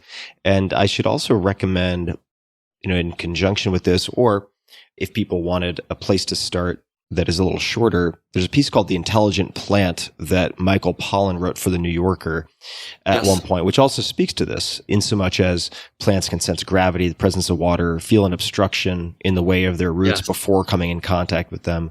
There's time-lapse videography or photography of plants finding poles to climb up in using means that are very unclear. Really, really fascinating piece. That's a bit older, 2013. So I would imagine that Monica's book has more up-to-date science. That's right. This will give food for thought to vegetarians. Yeah, yeah, that's true. The ethical Right? considerations. If plants are this intelligent, I mean, are they sentient? From my point of view, of course, that's the wrong question, right? The question of which things are conscious and which are living and which is the wrong question. We're always interacting with consciousness. When you see something that's called a plant, you're interacting with consciousness. It's just that your symbol is what you call a plant, but you're really interacting with consciousness. Ooh, that's a thorny dilemma for people to sort out. I'm gonna save that for the bioethicists and people who have a better understanding. I'd love to ask you about a book which was gifted to me. I did not agree with everything in it, but I did find some of the explanations and thought exercises to be worthy of exploration. Very simple, but are you familiar with a book called Biocentrism? Have you ever heard of this book? Yes. What is your Right. what is your opinion of this book? So I agree with him that physicalism is an inadequate framework. So absolutely, I agree with him on that. The disagreements may or may not come in what we propose as beyond space-time. So I have a particular model of conscious agents that is mathematical, and he may or may not like that. I mean, he may disagree. In his case, he doesn't have any specific mathematical model. So it's more just using the current evidence to suggest that physicalism is false, that something more lifelike, more conscious-like may be fundamental, but it doesn't go to the next scientific step, which is, okay, give me a mathematical model that's falsifiable or testable. Thank you for answering that. You mentioned a number of names, Nima something Hamed, which I will get right in the show notes. Which scientists, they don't have to be scientists, but I do like playing within the realm of falsifiable hypotheses, if proven true, that have predictive powers. Anyone you would suggest taking a look at or who you find interesting in terms of what they are attempting to figure out or testing? One person I find brilliant and interesting is Chris Fuchs, Fuchs. He's a physicist and one of the founders of Cubism, QBISM, formerly called quantum Bayesianism, but I think he dropped that and just now calls it Cubism. Cubism is catchier. Cubism is catchier, and he had some technical reasons for maybe dropping the quantum Bayesian name. But he and also David Merman is another, Rudiger Schach, they're all quantum cubists. And it's an interpretation of quantum theory that is very, very close to what I'm saying. That they make the point that each act of observation in physics is an act of fact creation. When you measure the position of the electron, you're not measuring a pre-existing fact. You're creating the fact in the act of measurement. So that's the cubist approach. And of course, I find that very, very cordial to what I'm saying, that space-time is just an interface, and these properties are things that we create when we look. They're data structures. You create when you look, and then you garbage collect. You destroy it when you don't need it. And so particles are things that we create when we need them.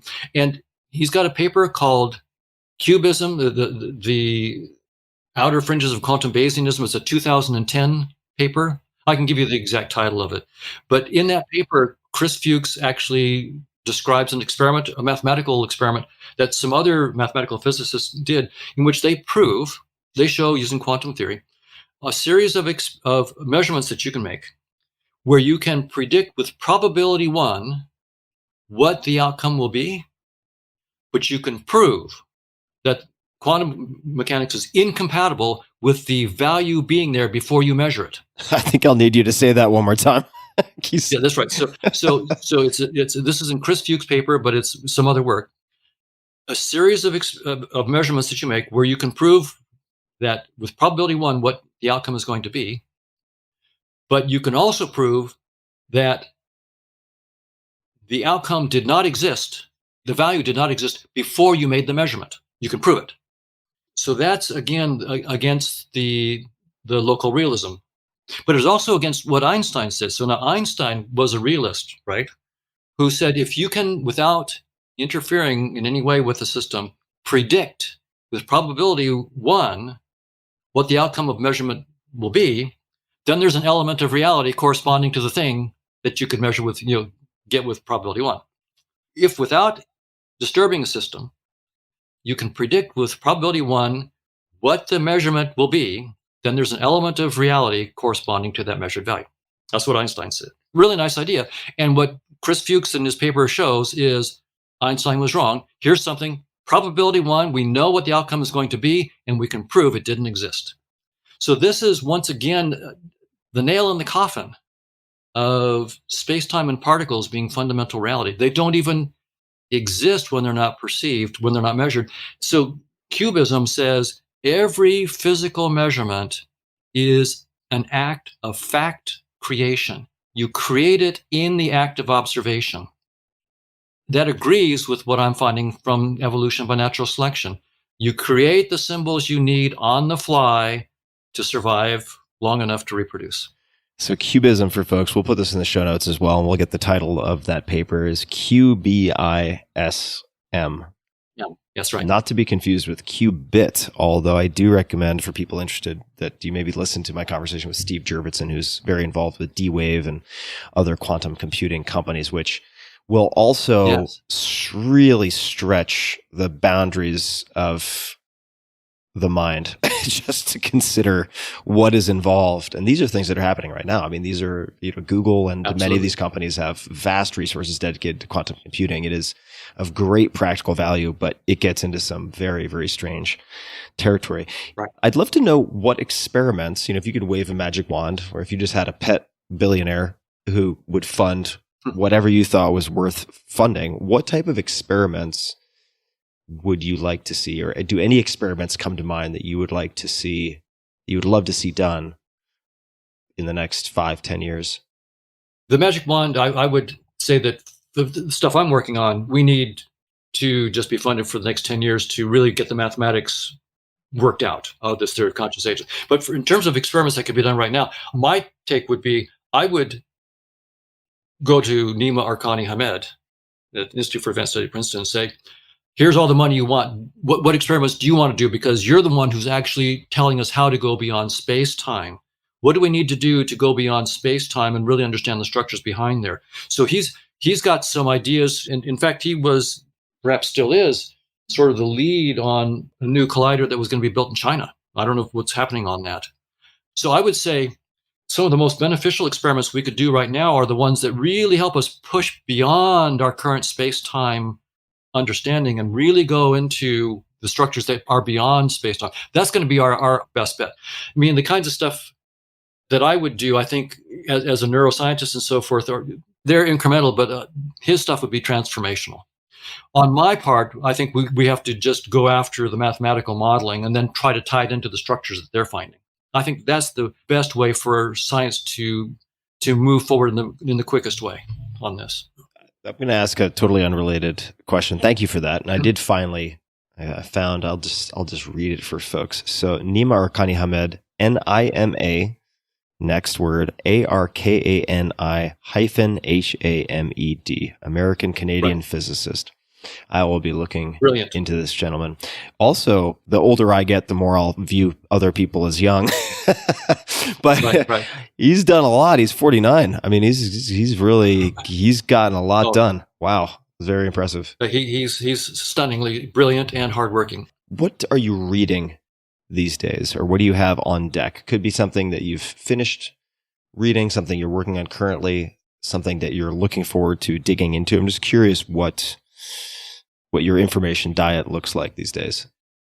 Several different fronts. One is on the very technical fronts. I'm studying some information theory and the entropy, conditional entropy, and so forth, and then the Poincare group and irreducible representation of the Poincare group to see if I can't show how space-time emerges from these conditional probability projections of the dynamics of consciousness. So the idea is that consciousness has this dynamics that has no arrow of time. There's no change in entropy.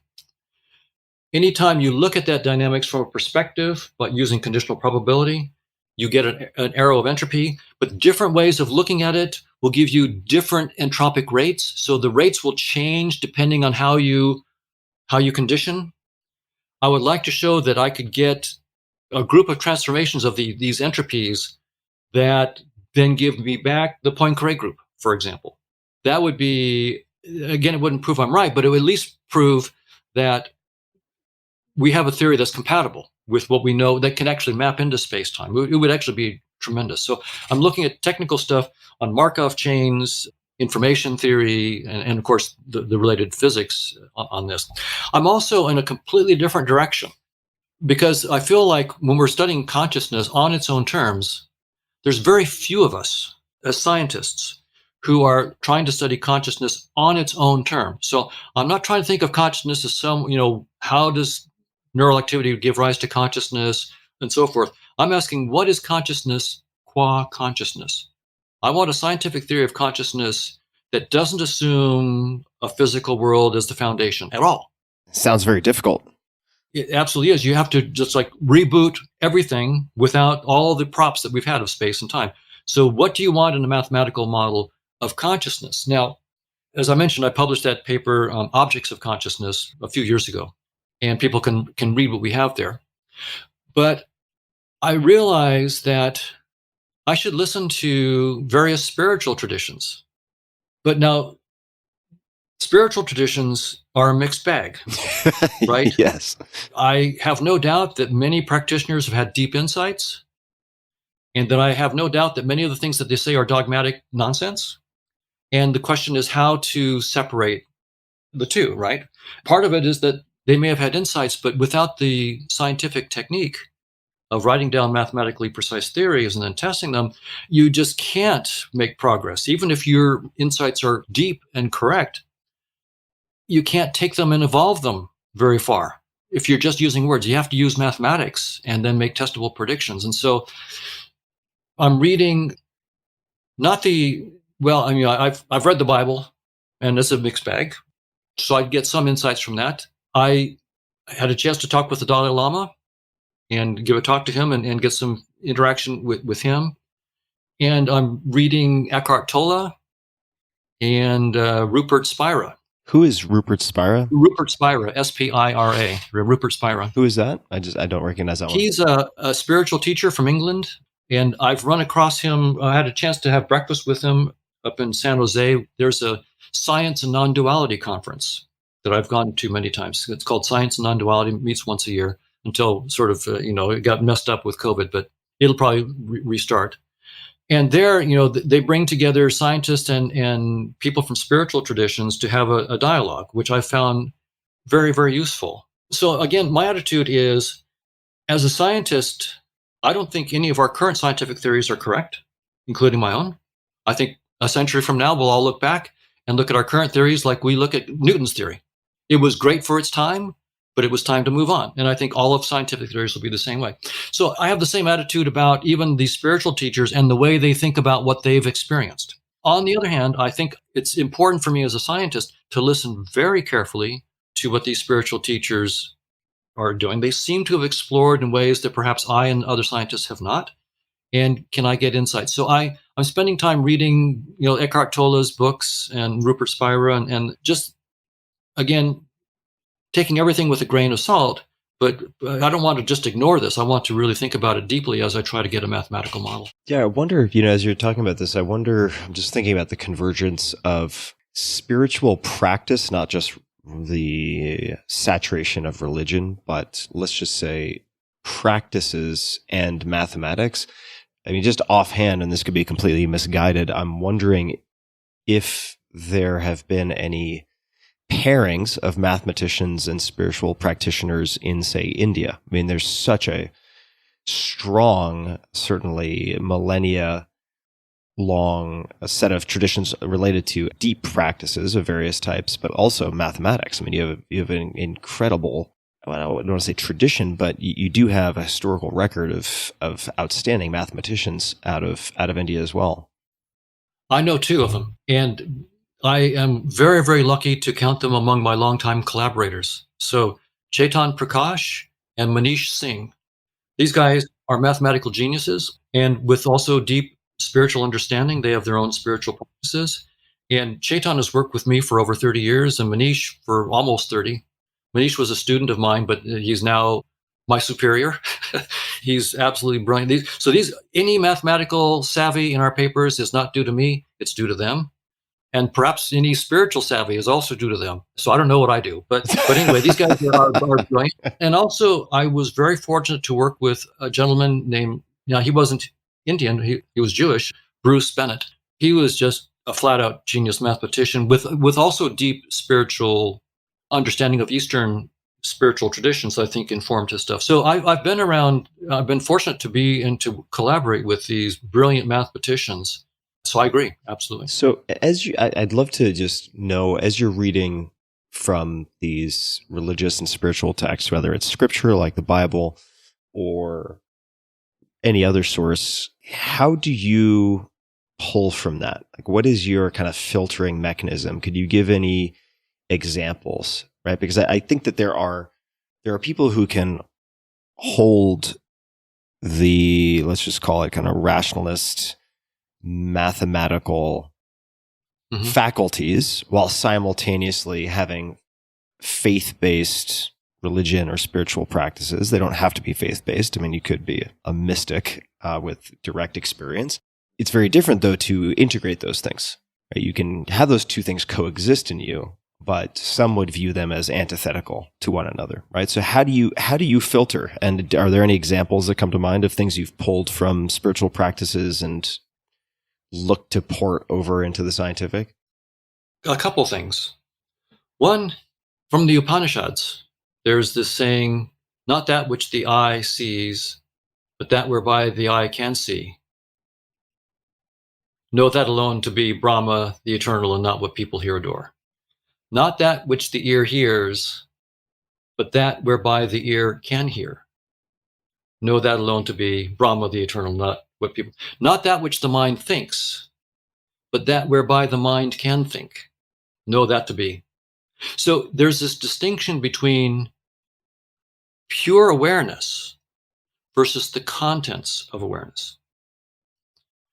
And when I realized that they were making that distinction, I looked back at my math and I realized that when I was writing down these mathematical models of consciousness, they're probabilistic models. And you have to write down, when you do that, you have to write down a probability space.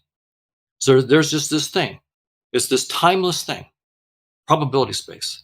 And then you have the dynamics occurring on that space. So the mathematics itself also models, there's this pure awareness beyond time, beyond the dynamics. That's what I call the probability space. And then there is the dynamical system of the contents that appear and disappear within that system. So I realized that there is this really interesting correspondence between the kinds of things that they're saying. There's pure awareness, and in some sense they'll say, what you are is not any of your contents. You're not your body. You're not the sound of your voice. You're not your possessions. None of that stuff is you. You are the pure awareness, and the pure awareness is what survives death, but not necessarily any content. That does seem to correspond pretty well with some of the mathematics that I wrote down, just because I had to write it down that way. That's just what you do when you write down the mathematics. And so I find these kinds of correspondences really interesting, and I want to pursue them further. The other one that I think is really interesting is the insistence. You get this in many of the spiritual traditions, but I see it really clearly like when Eckhart Tolle is explaining these things in his books, like A New Earth and The Power of Now and so forth. He points out that thinking is not a very deep intelligence compared to the realm of our reality beyond thought.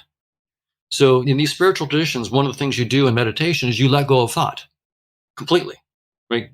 Any thoughts that come up, you don't fight them, but you don't give them any space. You let them go. The point that they make is that as you do that, and it may take you years to really be able to do that, you are getting in touch with an infinite intelligence that is much, much deeper than any thought intelligence. And in fact, is the source of all intelligence that comes through our thoughts. And so if that's right, that also makes sense from this Gödel's incompleteness theorem point of view that I've been taking on this. That is that consciousness, there's no description of it, including any conceptual thought description that we can give, that even scratches the surface of the depths that Gödel's incompleteness theorem says is there. So I see this correspondence again between, so there's this really interesting thing. We need thought. Without words, we wouldn't have this conversation, right? Hard to podcast. Very difficult. Hard to podcast with. So it's not like words are bad and concepts are bad. The question is what is the relationship between conceptual systems and this intelligence that transcends any conceptual system? That's the really interesting. The spiritual traditions will say it's a pointer relationship. I'm using the word aware as a pointer. Of course, the word aware, don't take it too seriously. You can also call it consciousness, whatever, but don't take the pointer too seriously. And then some pointers are really bad, right? So we have this notion of good and bad pointers. So as a scientist, I'm going, now that's really interesting. What do we mean mathematically by a good pointer versus a bad pointer? Can we actually take these ideas and make them more rigorous? So for example, I'll just give a really simple, concrete idea of kind of thing that I'm talking about. The real numbers, the real line, from minus infinity to infinity. So that's a lot of numbers. I'm no mathematician, but it sounds like a lot of numbers. It's a lot of numbers, right? And now just the integers from minus infinity to infinity. Well, there's between 0 and 1, there's a whole bunch of real numbers, right? So there's a sense in which the integers are a very good approximation to the real numbers. There's so many real numbers between 0 and 1. 0 is not really telling me anything about the integers between 0 and 1. So you could say that the integers are a pointer to the real numbers, but it's a really bad pointer. But now take the rational numbers. A rational number is an integer divided by an integer. So you just take any two integers, you get a ratio. Those are called the rational numbers. And it turns out that the rational numbers are what mathematicians call dense in the real numbers. You can approximate a real number as close as you want with rational numbers, but not with integers. Now, it turns out there's just as many rational numbers as there are integers. This sounds crazy. So the number of integers equals the number of rational numbers. The integers are a bad pointer to the real numbers, but the rational numbers are a good pointer to the real numbers. They can approximate them. So this is the kind of thing, can we take the spiritual idea that what we are is an infinite intelligence that cannot be captured by any finite conceptual system, language, for example, speech, thought. We have this notion of good, bad, and worse pointers. Can we make this idea, which has been for thousands of years in the spiritual traditions, can we now dust it off and make it serviceable in a more rigorous way? Can we actually take spirituality and turn it into a scientific discipline, which is not to desiccate it and deprive it of its life, but to make it precise and make it actually serviceable, actually make predictions? I would love, my father was a minister in a Protestant fundamentalist church. The guy gets up and his sermon is, guess what we just discovered mathematically about spirituality this week? You won't believe it. Here's this new theorem about spirituality. Sign me up. I would love to go to a church like that where they're telling you the new discoveries, where rigorous discoveries about good pointers to, here's how to think about consciousness. Here's a better way to do your meditation. And we now have this mathematics to explain why you should do it this way and not that way. I would just love that kind of thing. And I think that science and spirituality eventually could collaborate. Now, question for you. Would spirituality not at that point cease to be a useful term, in so much as if spirituality is, and please feel free to disagree with the wording, but an attempt to describe with words, these sort of clumsy, imprecise labels, glimpses somehow, if we look at the mystical traditions, into this fabric beyond space-time. Like by the time they converge, we will have the tools and the mathematics to obviate the need for this word spirituality. Is that nonsense that I'm spouting? I think that's a very natural question. And my attitude is that science itself is in the same boat. Science will never have a theory of everything. And science will always, as Newton put it, Newton described near the end of his life, he described himself as a little boy on the seashore amusing himself with a little shell or a pebble when the vast ocean of truth lay unexplored all before him. I think that's exactly right. And that's the right attitude that science should have, is that no matter how far we get with our scientific theories, we have to understand that we will always be playing with pebbles on the seashore, just like Newton was. At least Newton was smart enough to understand that he was playing with pebbles on. And so the fact that the spiritual people are also just playing with pebbles on the seashore, but they're pointing to the ocean beyond and saying it's beyond conception. That's why I think the notion of the pointers is really important. Good pointers versus bad pointers. We can never get a theory of that. But if the spiritual traditions are right, and if conscious realism is right, even though you can't get a theory of it, you can know it by being it. You can't know that infinite intelligence through your conceptual analysis. You can get good pointers to it, and science can help us get good pointers. But you can only deeply know it by actually letting go of thought and being it. But then, as a scientist, you can go there and be it, and then come back with the goods in your own conceptual system and make progress in your science. And that's where I see this possibly going. Scientists would actually learn, once we let go of our physicalism, would learn actually how we as scientists are that infinite intelligence. But our conceptual tools are inadequate. So we have to go into that infinite intelligence in pure silence, and then learn how to come back and take whatever insights we have gotten into terms that we can actually write down in mathematics. And we go back and forth that way. So that's where I see science and spirituality eventually going. So it's going to require a scientist to actually be not only a master of mathematics and the theories, but also a master of letting go of thought and actually going into the deep intelligence, if this whole approach is correct. How much pushback / blowback criticism have you had to deal with from the scientific community for bringing the S word, spirituality, into the fold of conversation? Have you experienced that, or have you not really run into it? My colleagues have treated me very well, I think. As a scientist, I absolutely not only expect, but request hard-nosed pushback. I'll be the first to say that my theory of conscious agents is probably wrong. And I should, just to confirm that, before we started recording, you were like, the more you push back, the better. Like, love it. Hard questions. That's my job, is to contend with that. So I just wanted to confirm that. So please continue. Yeah, that's right. So I'm not interested in my own dogmatism at all. I would like to be disabused of my own mistakes as quickly as possible. And when my colleagues, what I usually talk with them about is not so much the spiritual side of things, but more evolution by natural selection entails that physicalism is false. I mean, we have to get over that hump before we even get anywhere near spirituality. So that's where I've really pushed with my colleagues. And I'm getting good feedback and good pushback of the kind that I would hope. So there's a team at Yale, for example, that, are trying to defend realism. They're trying to use evolution by natural selection. They're looking at the simulations we've done and the mathematics we've done. They're trying to find conditions in which systems could evolve to see the truth, if there were the truth. And so we're having a very profitable back and forth on that. And my own attitude is that it's no surprise that you can find certain conditions in evolutionary theory in which, under those special conditions, organisms could see the truth. The thing will be that they are probability zero. So if you are going to bet, you would not bet on them.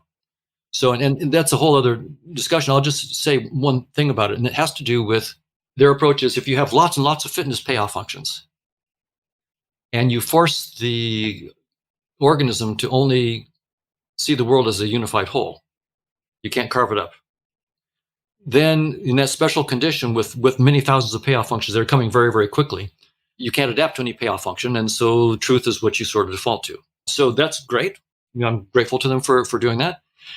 What we've shown is that if you allow an organism to cluster the payoff functions into similar payoff functions, so that you can sort of take these 50 payoff functions are roughly the same, so we will just make one payoff function for all of them. Now, a quick question, fitness payoff function. I mean, I think of, I'm probably very simplistic viewing fitness payoff function as successful reproduction. What would other payoff functions be? If I'm not totally misunderstanding it. You understand correctly. Evolutionary theory has been turned into mathematics called evolutionary game theory. And in evolutionary game theory, what you do is you set up a game where players have different strategies. And when one strategy interacts with another strategy, it will get a payoff, a dollar amount or something that it gets for that. So for each strategy interacting with another strategy, you have you get a matrix of these payoffs that you get for strategy interacting. You have rules for accruing points effectively. That's right. And the more points you get, if you get more points than the competition, then you have a greater chance of reproducing effectively than the competition. Those are the payoff. So you have these payoff functions. So when you mathematize evolution by natural selection, you get these payoff functions. And yes, if you allow an organism now that's dealing with thousands of payoffs, and we have thousands of payoffs that we have to deal with. But if you can group them, cluster them into these actions with these payoffs, you have roughly the same payoff. So let me make what I call an object out of them. So what we call visual objects or physical objects are merely data structures by which we sort of put together a bunch of payoff functions together so that we can just use that as a shorthand for if I have an apple, you can bite it, you can eat it. I wouldn't do other things with it. I wouldn't try to drink it, right? I wouldn't try to mate with it. So there are certain payoffs you're not going to get from an apple. With a stick, right? I mean, I can beat someone with it, but I wouldn't want to eat it and I wouldn't try to drink it. So different objects will have different payoffs. And so what we've showed in our simulations just in the last couple of weeks, so this is just brand new. So this is in response to the team at Yale. We found that what they did was correct, but as soon as you let organisms cluster the payoff functions into objects, then you get far more payoff for not seeing the truth. You make these fake objects, which are just data structures for the fitness payoffs. And so once again, we actually then see where objects come from. They come not as representations of the truth, but as mere conveniences for representing payoffs. Don, this has been tremendously fascinating. I could certainly continue with many questions for many hours, perhaps another time, perhaps a round two. Yes. Is there anything else you'd like to say? Anything else you would like to mention before we bring this first conversation to a close? I think the thing I would highlight, we've talked about it before, but I would highlight it at the very end, and that is the nature of science. Good scientists understand that we will never have a theory of everything. When they talk about a theory of everything, it's with a wink and a nod. That science is a never-ending process of getting deeper and deeper theories, but each theory always makes assumptions. And as scientists, it's not our duty to believe our theories. It's our duty to study the theories, really understand them thoroughly, and then try to break them. The point is to break your theories. When you can break your theory, when you find its limits, that's when you break out the champagne, because that's when you're going to go to the next step. And Gödel's incompleteness theorem tells us that this process will never end. So there is job security. Go to science. Job security. I love that. Well, Don, people can find you on Twitter at Donald D. Hoffman. You have a fantastic Twitter feed. You really share quite a bit in terms of references and articles and so on. That's Donald D. Hoffman, Hoffman. And it has been so much fun to have you on and to have this conversation. I appreciate you taking the time. It was a great pleasure, Tim. Thank you so much. And for everybody listening, we will add copious and detailed links in the show notes as per usual at tim.blog/podcast. And until next time, thank you for tuning in. Hey guys, this is Tim again. Just one more thing before you take off, and that is 5 Bullet Friday. Would you enjoy getting a short email from me every Friday that provides a little fun before the weekend? Between 1.5 and 2 million people subscribe to my free newsletter, my super short newsletter called 5 Bullet Friday. Easy to sign up, easy to cancel. It is basically a half page that I send out every Friday to share the coolest things I've found or discovered or have started exploring over that week. It's kind of like my diary of cool things. It often includes articles I'm reading, books I'm reading, albums perhaps, gadgets, gizmos, all sorts of tech tricks and so on that get sent to me by my friends, including a lot of podcast guests, and these strange esoteric things end up in my field, and then I test them, and then I share them with you. So if that sounds fun, again, it's very short, a little tiny bite of goodness before you head off for the weekend, something to think about. If you'd like to try it out, just go to tim.blog/Friday. Type that into your browser, tim.blog/Friday. Drop in your email, and you'll get the very next one. Thanks for listening. This episode is brought to you by FreshBooks. When you're running your own business, it's easy to get weighed down by work that doesn't get you paid. That's why I love FreshBooks and have been recommending them for years on this podcast. It's an all-in-one accounting and invoicing solution built for small business owners like you. I've polled tons and tons of my listeners and readers who have brought up FreshBooks over and over again, and you guys have better things to do, so do I, than get caught up in admin work. Whether you're a podcaster or a creative agency, you can choose a plan that's right for you. FreshBooks has been used by more than 24 million people, and it can save you more than 11 hours a week by automating invoices, expense tracking, online payments, and so much more. Easy to understand reports and an intuitive dashboard let you know at a glance where your business stands. You can create, customize, and send branded and professional-looking invoices in about 30 seconds. You can also avoid that awkward exchange with your clients about overdue payments. FreshBooks automates sending late payment email reminders and allows you to send a customized message on your behalf. FreshBooks is a simple and intuitive tool for small business owners. But if you ever need a bit of help wrapping your head around something, they have an award-winning Toronto-based support team who are always happy to help. So try FreshBooks free for 30 days. No credit card required. Go to freshbooks.com/Tim. That's freshbooks.com/Tim. This episode is brought to you by June Shine. June Shine is better for you alcohol. I enjoy grabbing a can of June Shine, which is hard kombucha, in the late afternoon after a workday like today. It's a beautiful day in Austin. This is when I started drinking June Shine more than a year ago. Early spring. This is the perfect time to have a can of, say, Grapefruit Paloma, maybe my personal favorite. But as I mentioned, love grabbing a can of June Shine, maybe after a long day, when hanging out with friends on the weekend. You've also heard me drinking June Shine in a few random show episodes with Kevin Rose. And I love many different flavors, Grapefruit Paloma being one of them, but I usually grab a sampler pack and just rotate through. Consistent with their tagline, organic hard kombucha for a brighter buzz, I do get a nice buzz, as it sports a hefty 6% alcohol by volume, but 1 to 2 drinks don't punish me with a nasty hangover, so you get a lot of the upside without so much of the downside. Their hard kombuchas are made with only organic ingredients, contain just 3 grams of sugar, and are gluten-free. June Shine is also smooth because they use June kombucha, that's J-U-N, with a green tea and honey base, which isn't as harsh as the kombucha you're probably used to drinking that starts with black tea and sugar. I tend to get their sampler packs delivered straight to my doorstep now that June Shine has nationwide shipping, but they can also be found in more than 10,000 stores across the country, including Whole Foods, Safeway, Kroger, and Publix. Publix with an X at the end. Listeners of this podcast can now receive 20% off their first purchase of June Shine Hard Kombucha, plus free shipping on orders over $75. I recommend trying one of their best-selling variety packs, which is a great way to try all of their delicious flavors, and they have some very cool combos. So go to juneshine.com/Tim or use code TIM at checkout to claim this deal. One more time, that's JUNESHINE.com/Tim. Check it out.